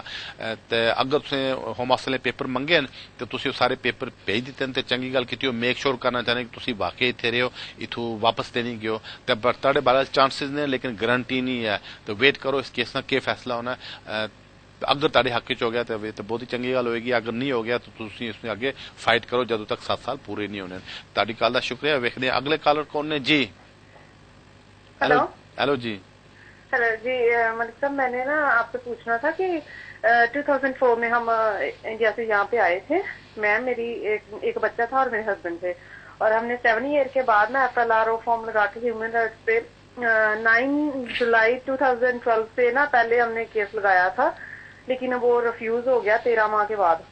उसके बाद जो जुडिशियल रिव्यू सारा कुछ हुआ, और लास्ट मंथ हम ना अपील में गए थे, लेकिन जो हमारी कोई हियरिंग नहीं उस दिन हुई, क्योंकि ह्यूमन जो होम ऑफिस के बैरिस्टर थे उन्होंने ना केस विथड्रॉ कर लिया था। और उसके बाद 31 को हमें ना उन्होंने जो कोर्ट वाले थे उन्होंने ना जो फैसला करके भेजा कि हमारे हक में उन्होंने अपील कर दी कि हम आपको राइट देते हैं। उन्होंने कोई आपके लिए अच्छा नहीं किया होम ऑफिस ने, क्यों राइट ना देकर आपको यहाँ पे रहने के लिए कोई भी। और अब कि दोबारा से जो होम ऑफिस है उन्होंने कोर्ट में जो फाइल किया है केस अपील के लिए कर दिया है। तो आप मुझे ये बता सकते हैं कि अब क्या हो सकता है हमारे लिए, कि हमें दोबारा से जाना पड़ेगा था, कोर्ट ने जो पहला फैसला किया है वही हम पे रहेगा था, क्या होगा प्लीज बताया हमें। जी, असल में जो आपके हक में फैसला जज ने किया, होम ऑफिस वाले कहते हैं फैसला सही नहीं हुआ, उसके खिलाफ उन्होंने अपील कर दी होगी। अब जब अपील वो करते हैं, पहले जो फैसला हुआ ये फर्स्ट ट्राइब्यूनल से हुआ, तो अपील इसकी अपर ट्राइब्यूनल में होती है। अब सबसे पहले उसको कंसीडर करेंगे कि उनको अपील की परमिशन देते हैं या नहीं देते हैं। अगर तो उनको परमिशन नहीं मिली तो केस इधर ही खत्म हो जाएगा। अगर किसी वजह से होम ऑफिस वालों को परमिशन मिल गई कि हाँ हम आपकी हियरिंग सुनेंगे, तो आप हियरिंग पे फिर आपको जाना पड़ेगा, किसी अच्छे वकील को साथ ले जाए, लेकिन अपील से भी आपके हक में फैसला हो जाएगा। चूंकि अपर ट्राइब्यूनल के कई फैसले हो चुके हैं पिछले दिनों में, जिसमें उन्होंने कहा कि 7 साल वालों को यहाँ स्टे मिल जाना चाहिए। तो लिहाजा आप मुतमिन रहें, देखें क्या होता है, जस्ट वेट करें, आपका यहाँ पे हो जाएगा। कॉल का शुक्रिया। देखते हैं अगले कॉलर कौन ने। जी हाँ जी महाराज, सलाम वालेकुम जी। जी वालेकुम सलाम जी। ਅੱਛਾ ਜੀ, ਅਸੀਂ ਤੋਂ ਪੁੱਛਣਾ ਸੀਗਾ, ਸਾਡੀ ਲੜਕੀ ਦਾ ਫੈਸਲਾ ਹੋ ਗਿਆ ਇੱਥੇ ਟ੍ਰਿਬਿਊਨਲ ਦੇ ਵਿੱਚ ਤੇ ਜੱਜ ਨੇ ਹੱਕ ਹੀ ਦਿੱਤਾ ਸਾਡਾ ਫੈਸਲਾ। ਯੂਰਪ ਤੋਂ ਆਏ ਹੋਏ ਸੀ, ਜਰਮਨ ਤੋਂ। ਠੀਕ ਹੈ। ਤੇ ਉਹਨਾਂ ਨੇ 5 ਦਿਨ ਦਾ ਟਾਈਮ ਦਿੱਤਾ ਸੀ ਇਮੀਗ੍ਰੇਸ਼ਨ ਵਾਲਿਆਂ ਨੂੰ। ਉਹਨਾਂ ਨੇ ਅਪਰ ਟ੍ਰਿਬਿਊਨਲ 'ਚ ਅਪੀਲ ਲਾਤੀ ਆ, 2 ਮਹੀਨੇ ਹੋ ਗਏ ਆ ਜਿੱਦਾਂ ਫੈਸਲਾ ਹੋਏ ਨੂੰ, ਤੇ ਹਾਲੇ ਤਾਈਂ ਸਾਨੂੰ ਉਹਨਾਂ ਦਾ ਲੈਟਰ ਆ ਗਿਆ ਵੀ ਅਪੀਲ ਲੱਗ ਗਈ ਆ। ਤਾਂ ਪਰ ਹਾਲੇ ਜਿੱਦਾਂ ਸਾਨੂੰ ਕੋਈ ਪਤਾ ਨਹੀਂ ਲੱਗਾ ਹਾਲੇ ਕੀ ਬਣਿਆ, ਉਹਦਾ ਕੀ ਵਿਚਾਰ ਆ, ਤੁਹਾਡਾ ਕੀ ਬਣੂਗਾ? जी, इसमें प्रोसीजर है कि अगर तुहाडे हक च फैसला हो गया सी तो होम ऑफिस ने एक फॉर्म कंप्लीट करके अप्लाई किया कोर्ट कि जी असी अपर ट्रिब्यूनल अप्लाई कर सकते हैं। जब अप्लाई कर दें तो तुहानू एक चिट्ठी आ जानी कि उन्हें अप्लाई कर दिता है। हुण एक जज को जाएगा जिहड़ा इसका फैसला करेगा कि उन्होंने अगे अपील की परमिशन मिलनी है या ना मिलनी है। तो 100 चो तकरीबन समझो कि 80% केसेज होने कि उन्हें क्या परमिशन नहीं मिलनी है, तो ज्यादा चांस कि होम ऑफिस परमिशन नहीं मिलेगी। लेकिन अगर मिल भी गई तो फिर तुहानू अगे कोर्ट ही जाना पेगा। तो तुसी ये करो कि जस्ट वेट करो तो देखो जिस जज को फैसला जाना उसने क्या फैसला करना है। ताड़ी कॉल का शुक्रिया। देखते हैं अगले कॉलर कौन ने। जी हाँ जी जी सत श्रीकाल। हाँ जी मतलब मैं मनदीप बोल रहा जी। जी मैं 2003 ਦੇ ਵਿੱਚ ਆਇਆ ਸੀ, ਤੁਹਾਡਾ ਇੱਕ ਦੋ ਕੁਐਸਚਨ। ਤੁਹਾਡੀ ਆਵਾਜ਼ ਨਹੀਂ ਸਹੀ ਆ ਰਹੀ, ਟੈਲੀਫੋਨ ਕੋਲ ਆ ਜਾਓ ਜ਼ਰਾ। ਹੈਲੋ ਜੀ। जी अच्छा हेलो जी हाँ हाँ जी मतलब मैं ਤੁਹਾਨੂੰ ਇੱਕ ਦੋ ਕੁਐਸਚਨ ਕਰ ਰਹੀ ਸੀ। ਮੈਂ 2003 ਦੇ ਵਿੱਚ ਇੱਥੇ ਆਇਆ ਸੀ। ठीक हाँ जी, ਤੇ ਮੈਂ ਨਾ ਕੇਸ ਆਪਣੇ ਲੈਕਚਰ ਦੇ ਵਿੱਚ ਲਾਇਆ ਸੀ ਆਪਣਾ। ठीक ਇਹਨਾਂ ਨੇ ਮੇਰਾ ਕੇਸ ਰਿਸੀਵ ਕਰਤਾ ਸੀ ਕਿ 2012 ਦੇ ਵਿੱਚ ਆਪਣੇ ਪਹਿਲਾਂ ਇਹਨਾਂ ਨੇ ਹੋਮ ਆਫਿਸ ਵਾਲਿਆਂ ਨੇ ਠੀਕ ਲੈਕਚਰ ਦੇ ਵਿੱਚੋਂ, ਤੇ ਫਿਰ ਮੈਂ ਹਾਈ ਕੋਰਟ ਵਿੱਚ ਲੈ ਕੇ ਆ ਕੇਸ, ਤੇ ਉੱਥੋਂ ਵੀ ਨਾ ਰਿਸੀਵ ਕਰਤਾ। ਤੇ ਹੁਣ ਮੈਂ ਕੀ ਕਰ ਸਕਦਾ? ਇਹ ਤੋਂ ਤੱਕ ਮੇਰੀ ਬੇਟੀ ਵੀ 4 ਸਾਲ ਦੀ ਇੱਥੇ ਹੈਗੀ ਆ। ਤਾਂ ਹੁਣ ਕੀ ਹੋਇਆ ਹੈ? ਇਹਨਾਂ ਨੇ ਮੇਰਾ ਕੇਸ ਨਾ ਲੈਕਚਰ ਦੇ ਵਿੱਚ ਰਿਸੀਵ ਕਰਤਾ ਟੋਟਲੀ ਨਾ। ਹਾਂ ਫਿਰ ਤੁਸੀਂ ਹਾਈ ਕੋਰਟ ਚਲੇ ਗਏ, ਫਿਰ ਹਾਈ ਕੋਰਟ ਤੋਂ ਕੀ ਹੋਇਆ? ਉਹਨਾਂ ਨੇ ਮੇਰਾ ਕੇਸ ਟੋਟਲੀ ਰਿਸੀਵ ਕਰਤਾ ਵਾ, ਮਤਲਬ ਹਾਈ ਕੋर्ट वाले। हाँ जी, पर मैं हिस्टोरी रिपोर्ट इंटरव्यू है 2003 ਦੇ ਵਿੱਚ ਮੈਨੂੰ ਆਈਡੀ ਵੀ ਹੈਗੀ ਸਮਾਂ। ठीक है मैं समझ गया। असल च होया सी कि जदों 2006 ਲੈਗੇਸੀ ਨਿਕਲੀ ਸੀ ਤਾਂ उसले गवर्नमेंट ਕਿਹਾ ਸੀ ਕਿ ਜਿਹੜੇ ਬੰਦੇ ਅਸਾਈਲਮ ਕਲੇਮ ਕੀਤੀ ਹੈ, ਜਿਹੜੇ ਲੈਗੇਸੀ ਚਾਹਨੇ ਸਾਨੂੰ ਐਪਲੀਕੇਸ਼ਨ ਕਰਨ, ਅਸ ਉਹਨਾਂ ਨੂੰ ਸਟੇ ਦੇ ਦੇਵਾਂਗੇ। जिन्हें 6 जदों स्कीम निकली, जिन्हें 6 च अप्लाई किया, 7 च अप्लाई किया, 8 च अप्लाई किया, उन्हें सारे इमीग्रेशन स्टेटस मोस्टली सारे मिल गया है। लेकिन जिन्हें उन्हें 3 साल च अप्लाई नहीं किया बल्कि उस तो बाद अप्लाई किया, उन्हें की केस अटक गए तो उस प्रॉब्लम खड़ी होनी शुरू हो गई। तो तुम ये करो कि यह फैसला जो हाई कोर्ट ने आया है, यह किसी वकील को दस के उसको एडवाइस लै लियो कि तुम नैक्सट के कर सकते हो। यह भी चांसिस हैं कि अगर पॉइंट ऑफ लॉ ते लॉ होया है तो इसकी तुम अगे कोर्ट ऑफ अपील एक उस तो बड़ी कोर्ट है उस भी लिया जा सकते हो। किसी वकील नाल जितना जल्दी हो सके सलाह लभ रहे हो तो किसी वकील मशवरा कर लियो। ताड़ी कॉल का शुक्रिया।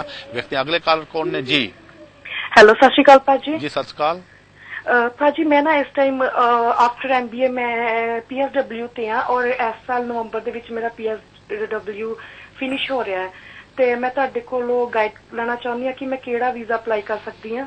ਆਏ ਨੇ ਤੁਹਾਨੂੰ ਕਿੰਨਾ ਅਰਸਾ ਹੋ ਗਿਆ? ਇਹ ਮੈਨੂੰ MBA ਲਈ ਆਈ ਸੀਗੀ ਮੈਂ, ਤੇ ਅਪਰੋਕਸੀਮੇਟਲੀ 4 ਈਅਰ। ठीक है ताड़ी कल का शुक्रिया। इस अगे 3 ताड़े कोल मतलब है चांसिस ने आगे जाने ने।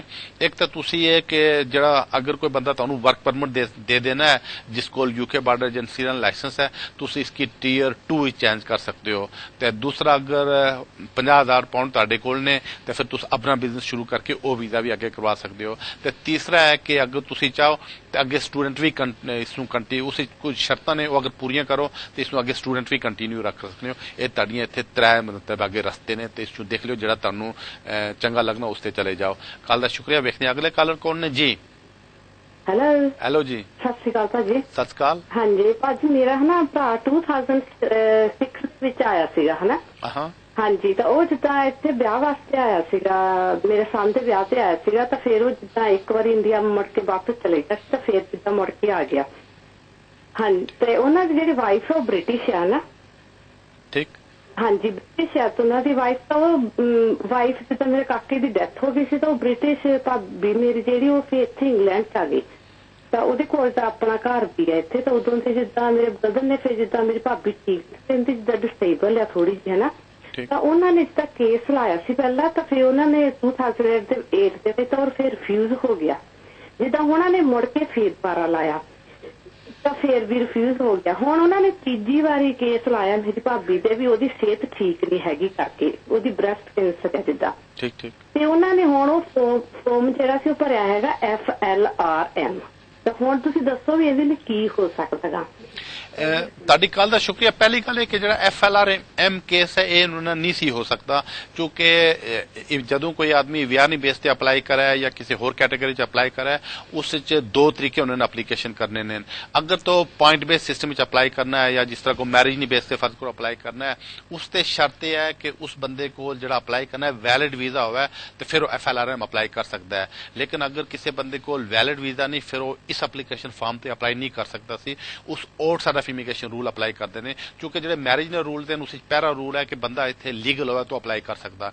अगर तो कोई बंदा लीगल है फिर वो मैरिज रूल से अप्लाई कर सकना, FLRM उसे कंप्लीट करना पैना। लेकिन अगर किसी बंदे को लीगल स्टे नहीं है इसका मतलब है कि वो outside of immigration rule application कर सकता है। तो तुम ये करो, अगर एप्लीकेशन ऑलरेडी की है तो इसमें वेट करो कि डिसीजन आना, अगर ना आ गया तो इसमें आगे कोर्ट ला जाना। लेकिन एप्लीकेशन फॉर्म जो उसने कंप्लीट किया ये रॉन्ग एप्लीकेशन फॉर्म सी, तो बहरहाल डिसीजन हूँ तुम वेट करो। ताड़ी कल का शुक्रिया। वेखने अगले कॉलर कौन ने जी? हेलो, अस्सलाम वालेकुम। जी वालेकुम सलाम जी, मैं अली बात कर रहा हूँ ड्यूसबरी से। जी मुझे चाहिए थी मालूमात। मैंने स्टूडेंट आया था यहाँ पे 2013 में लास्ट ईयर अगस्त में, तो मैंने यहाँ पे अपनी कजन से शादी की है। तो वो अभी जॉब उसे मिल गया, लेकिन अगर हम 1 मंथ की पे स्लिप और साथ जॉब का कॉन्ट्रैक्ट लेटर लगा के अप्लाई कर सकते हैं? जी नहीं, वो नहीं कर सकते। उसमें शर्त यह है कि आपकी जो वाइफ है उससे पिछले 1 साल यहाँ काम किया है और पिछले 6 महीने से उसकी इनकम 15,050 पाउंड से ज्यादा होनी चाहिए। वो 6 महीने की पे स्लिप्स हों और 6 महीने की बैंक स्टेटमेंट हो फिर अप्लीकेशन कर सकते हैं। कॉन्ट्रैक्ट की बेस पे अप्लाई नहीं कर सकते हैं। तो जब तक ये रिक्वायरमेंट्स आप पूरी नहीं करते हैं तो तब तक आप स्टूडेंट ही कंटिन्यू रखें, स्टूडेंट ना छोड़ें। क्योंकि अगर मैरिज की एप्लीकेशन करेंगे उसकी शराइत पूरी नहीं की, कंडीशन पूरी नहीं की, रिक्वायरमेंट्स पूरी नहीं की, वो एप्लीकेशन ना कर देंगे। तो कॉल का शुक्रिया। व्यक्ति अगले कॉलर कौन ने जी? जी अस्सलाम वालेकुम। जी वालेकुम सलाम। सर मैंने आपसे एक सवाल पूछना है। जी जी।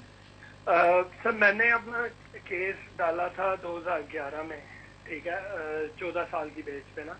तो तब मुझे 13 साल हुए थे, तो मैंने 14 साल की बेस पे डाल दिया था। तो मेरा जो है ना वो रिफ्यूज हो गया था केस। वो कह रहे थे कि हाँ 13 साल हुए हैं तो 14 नहीं हुए तो 14 वाले को मिलती है, ठीक है। तो मैंने कहा ठीक है मैं वेट कर लेता हूँ। तो मैंने तकरीबन 1.5 साल वेट किया है। तो जब मुझे 14 पूरे हो गए थे तो इन्होंने ना वो रूल चेंज कर दिया, उन्होंने 20 साल कर दिए थे 14 वाले को ना। तो मैंने जब इन्होंने रूल वो बंद कर दिए ना उसके बाद मैंने 14 साल का रूल वो अप्लाई किया है, ठीक है। तो फिर इन्होंने ना मेरा रिफ्यूज कर दिया ये कह के 20 साल हो गए हैं, वो 14 नहीं है, ठीक है। जबकि इनके रूल बंद करने से पहले, चेंज करने से पहले मुझे 14 हो चुके हुए थे, ठीक है ना। तो अब मैंने ना वो JR अप्लाई किया हुआ है इस बेस पे ना। तो कोई चांसेस हैं कि अगर मैंने उस पे ये बेस बनाई है कि मुझे 14 साल हो चुके हुए थे, 14 साल का। जी मैं आपकी बात समझ गया। असल में आप भी वो गलत एप्लीकेशंस करते रहे। पहली बात ये कि आपने 14 साल पूरे नहीं किए थे, 13 साल किए थे तो आपने 14 साल की बुनियाद पे किया, वो तो आप कर नहीं सकते थे। दूसरी बात ये कि जो ही आपको 14 साल पूरे हुए थे तो आपने नेक्स्ट डे अप्लाई करना था, वेट नहीं करना था। अब इसमें जब जोशी रिव्यू आपने किया अब उसका इंतजार करें। लेकिन जज उसमें यह भी कह सकता है कि जी अगर आपके 14 साल पूरे हो गए थे, आप 14 साल में अप्लाई कर देना चाहिए था, आपने अप्लाई क्यों नहीं किया है। बहरहाल रिसेंटली हमने केस विन किया, अपने बैरिस्टर को बता दें कि उस केस का रेफरेंस भी दे, शायद कोई जज आपके हक में फैसला कर दे। कॉल का शुक्रिया। देखते हैं अगले कॉलर कौन ने जी? ਸਤਿ ਸ਼੍ਰੀ ਅਕਾਲ ਮਲਿਕ ਜੀ। ਸਤਿ ਸ਼੍ਰੀ ਅਕਾਲ ਮਲਿਕ ਜੀ। ਅਸੀਂ ਸਾਈਨ ਆਨ ਲਈ ਚਾਹੀਦਾ ਐਵਰੀ ਵੀਕ, ਠੀਕ। ਤੇ ਜੇ ਅਸੀਂ ਕਿਤੇ ਹੋਰ ਘੁੰਮਣ ਲਈ ਜਾਣਾ ਹੋਵੇ 10-15 ਦਿਨਾਂ ਲਈ ਸਾਨੂੰ ਪਰਮਿਸ਼ਨ ਲੈਣੀ ਪਏਗੀ ਜਾਣ ਲਈ ਵੀ ਅਸੀਂ ਸਾਈਨ ਤੇ ਨਹੀਂ ਆ ਸਕਦੇ? ਤੁਹਾਡਾ ਲੀਗਲ ਸਟੇਟਸ ਕੀ ਹੈ ਇੱਥੇ? ਜੀ ਵੈਸੇ ਹੀ ਰਹਿ ਰਹੇ ਸੀ, ਸਾਈਨਾ ਤੇ ਜਾ ਰਹੇ ਆ, ਕੇਸ ਪਾਇਆ ਹੋਇਆ ਸੀ। ਨਹੀਂ ਜੀ, ਨਹੀਂ, ਤੁਹਾਨੂੰ ਕੋਈ परमिशन नहीं देने क्योंकि ਤੁਹਾਡੇ ਕੋਲ ਇੱਥੇ ਸਟੇ ਨਹੀਂ ਹੈ। ਉਹ ਸਿਰਫ ਬਾਹਰ ਜਾਣੇ ਨਹੀਂ, ਉਸੇ ਕੀ ਪਰਮਿਸ਼ਨ ਦੇ ਦੇਣ ਕਿ ਜਿਹੜਾ ਬੰਦਾ ਜਿਸ ਕੋਲ ਇੱਥੇ ਸਟੇ ਹੋਇਆ। ਅਗਰ ਤਾਂ ਤੁਸੀਂ ਕਿਸੇ ਹੋਰ ਸਿਟੀ ਵਿੱਚ ਜਾਣਾ ਚਾਹੁੰਦੇ ਹੋ ਜਿੱਥੇ ਤੁਸੀਂ ਸਾਈਨ ਕਰਨੇ ਹੋ ਹਰ ਮਹੀਨੇ ਨਹੀਂ 12 ਤਾਰੀਖ ਕੀ, ਤੇ ਤੁਸੀਂ ਮੈਨਚੈਸਟਰ ਜਾ ਰਹੇ ਹੋ ਜਾਂ ਕਿਤੇ ਲੰਡਨ ਜਾ ਰਹੇ ਹੋ ਛੁੱਟੀ ਤੇ ਜਾਂ ਕਿਤੇ ਹੋਰ ਜਾ ਰਹੇ ਹੋ ਤੇ ਉਸ ਇੱਕ ਡੇਟ ਤੇ ਨਹੀਂ ਜਾ ਸਕਦੇ ਹੋ, ਉਹ ਤੁਸੀਂ ਉਹਨੇ ਕਿਉਂ ਕਹਿ ਸਕਦੇ ਹੋ ਕਿ ਜੀ ਅਗਲੀ ਡੇਟ ਕੀ ਮੈਂ ਕਿਸੇ ਵੈਡਿੰਗ ਦੀ ਜਾਂ ਕਿਸੇ ਕੰਮ ਤੋਂ ਜਾ ਰਿਹਾ ਤੇ ਮੈਂ ਨਹੀਂ ਆ ਸਕਦਾ, ਉਹ ਐਗਜ਼ੈਂਪਟ ਕਰਨਗੇ। ਲੇਕਿਨ ਕੰਟਰੀ ਤੋਂ ਬਾਹਰ ਤੁਸੀਂ ਨਹੀਂ ਜਾ ਸਕੋਗੇ ਜਦ ਤੱਕ ਤੁਹਾਡਾ ਇੱਥੇ ਸਟੇ ਨਹੀਂ ਹੋਏਗਾ। ਦੂਸਰੀ ਗੱਲ ਇਹ ਹੈ ਕਿ ਜਦੋਂ ਤੁਹਾਡੇ ਕੋਲ ਇੱਥੇ ਸਟੇ ਨਹੀਂ ਹੋਣਾ ਤੇ ਇਮੀਗ੍ਰੇਸ਼ਨ ਵਾਲੇ ਫੜ ਲੈਣ, ਉਹ ਫਿਰ ਤੁਹਾਨੂੰ ਸਾਈਨ ਤੇ ਲਾ ਦੇਣ। ਅਗਰ ਤੁਸੀਂ ਖੁਦ ਕੋਈ ਕੇਸ ਅਪਲਾਈ ਕਰੋ ਤਾਂ ਫਿਰ ਆਮ ਤੌਰ ਪਰ ਸਾਈਨਾਂ ਤੋਂ ਨਹੀਂ ਲਾਣੇ। ਤੇ ਦੂਸਰਾ ਤੁਸੀਂ ਇਹ ਵੀ ਮੇਕ ਸ਼ੋਰ ਕਰ ਲਿਓ ਕਿ ਤੁਸੀਂ ਨਾ ਕੋਈ ਕੇਸ ਹਮੇਸ਼ਾ ਚੱਲ ਰਿਹਾ ਹੈ। ਅਗਰ ਕੋਈ ਕੇਸ ਨਾ ਚੱਲ ਰਿਹਾ ਹੋਇਆ, ਸਿਰਫ ਸਾਈਨਾਂ ਤੋਂ ਨਹੀਂ ਲਾਇਆ, ਫਿਰ ਉਹ ਜਦੋਂ ਤੁਹਾਡੇ ਟਰੈਵਲ ਡਾਕੂਮੈਂਟ ਬਣ ਜਾਣੇ ਉਹ ਐਨੀ ਟਾਈਮ ਤੁਹਾਨੂੰ ਸਾਈਨਾਂ ਤੋਂ ਫੜ ਕੇ ਤਾਂ ਵਾਪਸ ਭੇਜ ਸਕਦੇ ਕਿਉਂਕਿ ਤੁਹਾਡਾ ਕੋਈ ਕੇਸ ਅਗਰ ਨਹੀਂ ਚੱਲ ਰਿਹਾ। ਤੇ ਸਭ ਤੋਂ ਪਹਿਲੇ ਗੱਲ ਕਰੇ ਕਰੋ ਕਿ ਇਸ ਮੁਲਕ 'ਚ ਅਗਰ ਰਹੇ ਹੋ ਤੇ ਲੀਗਲ ਸਟੇਟਸ ਹੋਣਾ ਚਾਹੀਦਾ ਤੇ ਕੇਸ ਹਮੇਸ਼ਾ ਕੋਈ ਨਾ ਕੋਈ ਲਾਈ ਰੱਖੋ। ਤੁਹਾਡੀ ਗੱਲ ਦਾ ਸ਼ੁਕਰੀਆ। ਵੇਖਦੇ ਹਾਂ ਅਗਲੇ ਕਾਲਰ ਕੌਣ ਨੇ ਜੀ। ਹੈਲੋ ਜੀ। ਹੈਲੋ, ਸਤਿ ਸ਼੍ਰੀ ਅਕਾਲ ਜੀ। ਜੀ ਸਤਿ ਸ਼੍ਰੀ ਅਕਾਲ। ਭਾਜੀ ਮੈਂ ਪੁੱਛਣਾ ਸੀਗਾ, ਜਦੋਂ ਮੈਂ ਸਟੂਡੈਂਟ ਵੀਜ਼ੇ ਤੇ ਹੈਗੀ ਆ, ਮੈਨੂੰ ਇੱਥੇ ਤਕਰੀਬਨ 5 ਸਾਲ ਹੋ ਜਾਣੇ ਨੇ ਸੈਪਟੈਂਬਰ 'ਚ, ਤੇ ਮੇਰੀ ਇੱਕ ਛੋਟੀ ਜਿਹੀ ਬੇਟੀ ਹੈ ਐਂਡ ਬਟ ਮੇਰੇ ਹਸਬੈਂਡ ਦਾ ਜਿਹੜਾ ਸਟੇਟਸ ਹੈ ਉਹ ਲੀਗਲ ਨਹੀਂ ਹੈਗਾ, ਸੋ ਮੈਂ ਉਹਦੇ ਬੇਸ ਤੇ ਆਪਣੇ ਹਸਬੈਂਡ ਦਾ ਲਗਾ ਸਕਦੀ ਹਾਂ ਕਿ ਇਸ ਤਰ੍ਹਾਂ ਕੋਈ ਕੀ ਆਪਸ਼ਨ ਹੋ ਸਕਦਾ ਹੈ? ਜੀ ਤੁਹਾਡੀ ਕੱਲ ਦਾ ਸ਼ੁਕਰੀਆ। ਹਾਂ, ਅਗਰ ਐਪਲੀਕੇਸ਼ਨ ਜਾਂ ਹਸਬੈਂਡ अगर ओवर स्टे रहा है या इलीगल तरीके से रह रहा है तो ज्यादा बेहतर है उसकी क्यों कि कोई एप्लीकेशन करके अपना स्टे रेगुलाइज करवा ले, क्योंकि अगर कितने फड़ हो जाना है तो कोई प्रॉब्लम नहीं होगी। एक तो एप्लीकेशन करें, तो दूसरी गल तुम ये भी ध्यान रख लियो कि हुण एक नया कानून आ गया है कि स्टूडेंट इतने 5 साल तो ज्यादा वीजा एक्सटेंड नहीं करवा सकेंगे।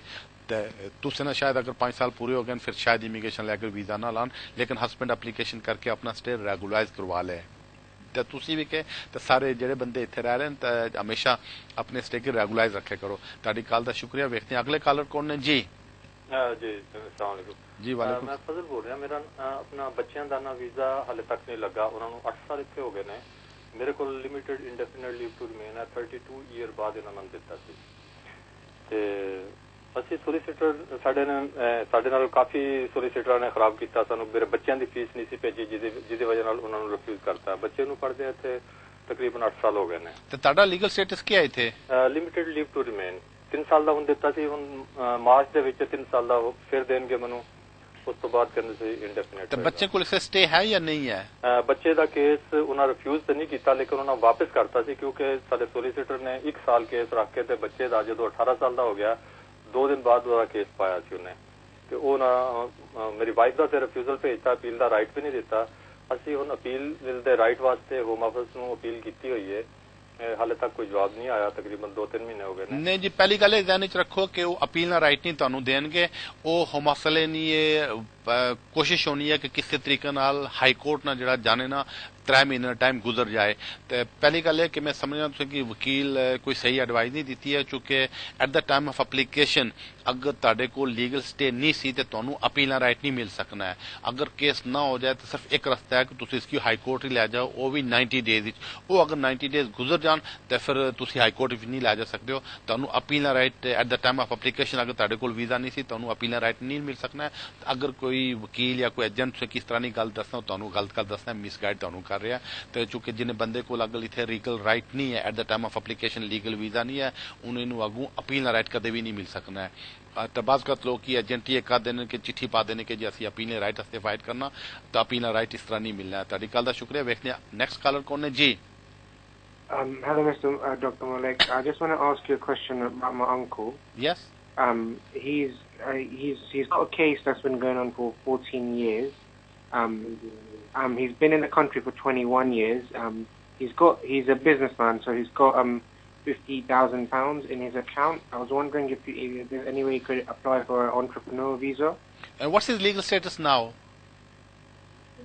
The case is still going on. So Thank you for the call. No, basically, I don't think so. He can apply for 50,000 on the grounds of 50,000 because 50,000 is basically only those students who are on PSW. If somebody come to the UK as a student and he got the degree from the UK, he got the PSW visa. So only those people who are on PSW, they can only apply on the basis of 50,000, not him. That's number one. Number two, if somebody came to the UK and completed 20 years, so they can apply on the basis of their 20-year residency. So they don't need to make any other application. Thank you for the call. ਵੇਖਦੇ ਹਾਂ ਸਾਡੇ ਅਗਲੇ collar ਕੌਣ ਨੇ ਜੀ। Hello ਸਤਿ ਸ਼੍ਰੀ ਅਕਾਲ ਭਾਈ। ਜਸ ਸਤਿ ਸ਼੍ਰੀ ਅਕਾਲ ਭਾਈ। ਮੈਂ ਤੇ ਜਿੱਦਾਂ ਤੁਹਾਨੂੰ ਪੁੱਛਣਾ ਸੀਗਾ, ਮੈਨੂੰ ਨਾ ਜਿੱਦਾਂ 11-12 ਸਾਲ ਹੋ ਗਏ ਇੱਥੇ ਆਏ ਨੂੰ ਜਿੱਦਾਂ। ਠੀਕ ਹੈ। ਜਦੋਂ ਮੈਂ ਨਾ ਪਹਿਲਾਂ ਦੋ ਵਾਰੀ ਫੜ ਵੀ ਹੋ ਗਿਆ ਸੀਗਾ ਹਨਾ। ਠੀਕ। ਤਾਂ ਹੁਣ ਕੀ ਪਤਾ ਕਰਨਾ ਹੈ? ਤਾਂ ਫਿਰ ਜਿੱਦਾਂ ਲੱਗੇ ਨਾ ਮੈਨੂੰ ਛੱਡਤਾ ਸੀਗਾ ਇੱਕ ਵਾਰੀ, ਜਿੱਦਾਂ ਮੈਨੂੰ ਡਿਪੋਰਟਰ ਸੈਂਟਰ ਲੈ ਗਏ ਸੀਗੇ ਹਨਾ। ਠੀਕ ਹੈ। 15 ਕੁ ਦਿਨ ਮੈਨੂੰ ਰੱਖ ਕੇ ਇਹਨਾਂ ਨੇ ਛੱਡ ਕੇ ਸੈਨਾ ਤੇ ਲਾ ਕੇ ਛੱਡਤਾ ਸੀ ਜਿੱਦਾਂ। ਠੀਕ। ਤਾਂ ਮੈਂ ਲੈਕਸੀ ਦੇ ਵਿੱਚ ਕੇਸ ਲਾਇਆ ਸੀ, ਕੋਈ 4 ਸਾਲ ਹੋ ਗਏ ਨਾ, ਮੈਨੂੰ ਕੋਈ ਜਵਾਬ ਨਹੀਂ ਦਿੱਤਾ, ਤਾਂ ਮੈਂ ਸਾਈਨ ਕਰਨ ਨੂੰ ਹਟ ਗਿਆ ਜਿੱਦਾਂ ਹਨਾ। ਤੁਸੀਂ ਕਦੇ ਅਸਾਈਲਮ ਕਲੇਮ ਕੀਤੀ ਸੀ? ਅਸਾਈਲਮ ਕਲੇਮ ਜਦੋਂ ਪਹਿਲਾਂ ਉਹ ਇਹ ਕਹਿੰਦੇ ਤੂੰ ਕੀਤੀ ਨਹੀਂ, ਪਰ ਮੈਂ ਤਾਂ ਕਿਹਾ ਸੀ ਵੀ ਮੈਨੂੰ ਜਿੱਦਾਂ ਵੀ ਖਤਰਾ ਇੰਡੀਆ, ਮੈਂ ਏਦਾਂ ਕਿਹਾ ਸੀਗਾ, ਪਰ ਇਹ ਕਹਿੰਦੇ ਤੂੰ ਅਸਾਈਲਮ ਕੋਈ ਅਪਲਾਈ ਕੀਤੀ ਨਹੀਂ ਹੈਗੀ। ਠੀਕ ਹੈ। ਤੇ ਹੁਣ ਤੁਸੀਂ ਸਾਈਨ ਛੋੜੇ? ਹਾਂਜੀ, ਜਦੋਂ ਮੈਂ ਫੜ ਹੋਇਆ ਸੀਗਾ। ਠੀਕ ਹੈ, ਮੈਂ ਸਮਝ ਗਿਆ ਤੁਹਾਡੀ ਗੱਲ ਦਾ ਸ਼ੁਕਰੀਆ। ਪਹਿਲੀ ਗੱਲ ਕਿ ਤੁਸੀਂ ਲੈਗੇਸੀ ਨਹੀਂ ਆ ਰਹੇ ਹੋ, ਕਿਉਂਕਿ ਲੈਗੇਸੀ ਸਿਰਫ ਉਹ ਲੋਕ ਆ ਰਹੇ ਨੇ ਜਿਹਨੇ ਕਦੇ ਅਸਾਈਲਮ ਕਲੇਮ ਕੀਤੀ, ਜਿਹਨੇ ਕਿਹਾ ਸੀ ਕਿ ਜੀ ਅਸੀਂ ਅਸਾਈਲਮ ਕਲੇਮ ਕਰਨੇ ਆ, ਤਾਂ ਉਹਨਾਂ ਨੇ ਫਿੰਗਰਪ੍ਰਿੰਟਸ ਹੋਏ ਸਨ, ਉਹਨਾਂ ਨੂੰ ਇੱਕ ਫੋਟੋ ਵਾਲਾ ਪੇਪਰ ਇਸ਼ੂ ਹੋਇਆ ਸੀ, ਫਿਰ ਉਹ ਬੰਦੇ ਅਸਾਈਲਮ ਵਿੱਚ ਆਉਣੇ। ਤੇ ਮੈਨੂੰ ਲੱਗਣਾ ਕਿ ਤੁਸੀਂ ਅਸਾਈਲਮ ਵਿੱਚ ਨਹੀਂ ਆਉਂਦੇ ਹੋ। ਦੂਸਰੀ ਗੱਲ ਇਹ ਕਿ ਤੁਸੀਂ ਹੁਣ ਸਾਈਨ ਤੇ ਨਹੀਂ ਜਾ ਰਹੇ ਹੋ, ਇਸਦਾ ਮਤਲਬ ਹੈ ਕਿ ਇਮੀਗ੍ਰੇਸ਼ਨ ਵਾਲੇ ਤੁਹਾਨੂੰ ਲੱਭ ਰਹੇ ਹੋਣਗੇ, ਤੇ ਜਦੋਂ ਫੜੇਗੇ ਤਾਂ ਪ੍ਰੋਬਲਮ ਖੜੀ ਹੋ ਜਾਏਗੀ। ਤੇ ਜਿੰਨਾ ਜਲਦੀ ਹੋ ਸਕੇ ਕਿਸੇ ਵਕੀਲ ਨੂੰ ਮਿਲ ਕੇ ਆਪਣੇ ਸਟੇ ਨੂੰ ਰੈਗੂਲਾਈਜ਼ ਕਰਵਾ ਲਿਓ, ਕਿਉਂਕਿ ਅਗਰ ਓਵਰ ਸਟੇ ਰਹਿੰਦੇ ਹੋ ਤਾਂ ਫਿਰ ਤੁਹਾਨੂੰ ਪ੍ਰੋਬਲਮ ਖੜੀ ਹੋ ਜਾਏਗੀ। ਪਹਿਲੇ ਵੀ ਤੁਹਾਡੀ ਪ੍ਰੋਬਲਮ ਇਹ ਹੋਈ ਹੈ ਕਿ ਜਦੋਂ ਤੁਸੀਂ ਯੂਕੇ ਆਏ ਹੋ ਤੁਸੀਂ ਕੋਈ ਆਉਣ ਵਾਲੇ ਕੋਈ ਕੇਸ ਅਪਲਾਈ ਨਹੀਂ ਕੀਤਾ, ਤੇ ਅਗਰ ਤੁਸੀਂ ਬਹੁਤ ਪਹਿਲੇ ਅਪਲਾਈ ਕੀਤਾ ਹੋਣਾ, ਤੁਹਾਡਾ ਬਹੁਤ ਪਹਿਲੇ ਸਟੇ ਹੋ ਗਿਆ ਹੋਣਾ, ਤੁਹਾਨੂੰ ਵੀ ਜਿੰਨਾ ਜਲਦੀ ਹੋ ਸਕੇ ਆਪਣੇ ਸਟੇ ਨੂੰ ਰੈਗੂਲਾਈਜ਼ ਕਰਵਾ ਲਿਓ। ਤੁਹਾਡੀ ਕਾਲ ਦਾ ਸ਼ੁਕਰੀਆ। ਵੇਖਦੇ ਹਾਂ ਅਗਲੇ ਕਾਲਰ ਕੌਣ ਨੇ ਜੀ। ਹੈਲੋ ਜੀ। ਹੈਲੋ ਜੀ। ਹਾਂਜੀ ਸਤਿ ਸ਼੍ਰੀ ਅਕਾਲ ਜੀ। ਜੀ ਸਤਿ ਸ਼੍ਰੀ ਅਕਾਲ ਭਾਈ, ਮੈਂ ਗੁਰਪ੍ਰੀਤ ਬੋਲ ਰਿਹਾ ਜੀ। ਜੀ। ਤੇ ਭਾਈ ਮੈਂ ਸਟੂਡੈਂਟ ਵੀਜ਼ੇ ਤੇ ਆਇਆ ਸੀਗਾ 2010 ਦੇ ਵਿੱਚ। ਠੀਕ ਹੈ। ਤੇ ਉਸ ਤੋਂ ਬਾਅਦ ਮੇਰਾ 2011 ਤੱਕ ਮੇਰਾ ਰੈਗੂਲਰ ਵੀਜ਼ਾ ਰਿਹਾ ਜੀ, ਤੇ ਉਸ ਤੋਂ ਬਾਅਦ ਮੇਰਾ ਵੀਜ਼ਾ ਹੋ ਗਿਆ ਫਿਨਿਸ਼ ਜੀ। ਠੀਕ। ਤੇ ਹੁਣ ਅੱਜ ਕੱਲ ਮੇਰਾ ਕੋਈ ਹੀਲਾ ਵਸੀਲਾ ਬਣ ਸਕਦਾ ਹੈ, ਜਿੱਦਾਂ ਕਿ ਹੁਣ ਮੇਰੇ ਲਈ ਕੋਈ ਯੂਰਪੀਅਨ ਕੁੜੀ ਹੋਵੇ, ਉਹਦੇ ਨਾਲ ਵਿਆਹ ਕਰਾਉਣਾ ਹੋਵੇ ਤਾਂ ਉਹਦਾ ਕਿਵੇਂ ਹੋਊਗਾ? ਤੇ ਮੈਂ ਕਿਸੇ ਤੋਂ ਪਤਾ ਕੀਤਾ ਸੀ ਵਕੀਲ ਤੋਂ, ਉਹ ਕਹਿੰਦੇ ਜੇ ਤੁਸੀਂ ਜਾਨ ਕਿ ਮੈਰਿਜ ਰਜਿਸਟਰ ਕਰਵਾਓਗੇ ਤਾਂ ਉੱਥੇ ਤੁਸੀਂ ਫੜੇ ਜਾਵੋਗੇ, ਉੱਥੇ ਚੱਕੇ ਜਾਵੋਗੇ, ਇਸ ਕਰਕੇ ਤੁਹਾਡਾ ਕਹਿੰਦੇ ਕੋਈ ਹੀਲਾ ਨਹੀਂ ਹੋ ਸਕਦਾ। ਤੇ ਪਹਿਲਾਂ ਤੁਸੀਂ ਮੈਨੂੰ ਇਹ ਗੱਲ ਦਾ ਜਵਾਬ ਦਿਓ, ਫਿਰ ਮੇਰੇ ਕੋਲ ਇੱਕ ਕੇਸ ਹੋ ਰਿਹਾ, ਫਿਰ ਮੈਨੂੰ ਉਹਦੇ ਬਾਰੇ ਦੱਸੋ ਜੀ ਪਲੀਜ਼। ਜੀ ਤੁਹਾਡੀ ਗੱਲ ਦਾ ਸ਼ੁਕਰੀਆ। ਜਿੱਥੇ ਤੱਕ ਤੁਹਾਡੇ ਕੇਸ ਤਾਲੀ ਕਿ ਪਹਿਲੇ ਕਿ ਤੁਸੀਂ ਸਟੂਡੈਂਟ ਕੰਟੀਨਿਊ ਰੱਖਣਾ ਚਾਹੀਦੇ ਸੀ, ਓਵਰ ਸਟੇ ਨਹੀਂ ਕਰਨਾ ਚਾਹੀਦੇ ਸੀ। ਹੁਣ ਇਹ ਕਰੋ ਕਿ ਸਭ ਤੋਂ ਪਹਿਲੇ ਕਿਸੇ ਵਕੀਲ ਨੂੰ ਮਿਲ ਕੇ ਆਪਣੇ ਸਟੇ ਨੂੰ ਰੈਗੂਲਾਈਜ਼ ਕਰਵਾ ਲਿਓ। ਰੈਗੂਲਾਈਜ਼ ਕਰਾਓ, ਕਿਸੇ ਵੀ ਵਕੀਲ ਚਾਹ ਕੇ ਮਿਲੋ, ਦੱਸਣਗੇ ਕਿ ਕਿਸ ਤਰ੍ਹਾਂ ਤੁਸੀਂ ਆਪਣੇ ਸਟੇ ਨੂੰ ਰੈਗੂਲਾਈਜ਼ ਕਰਾ ਦਿਓ।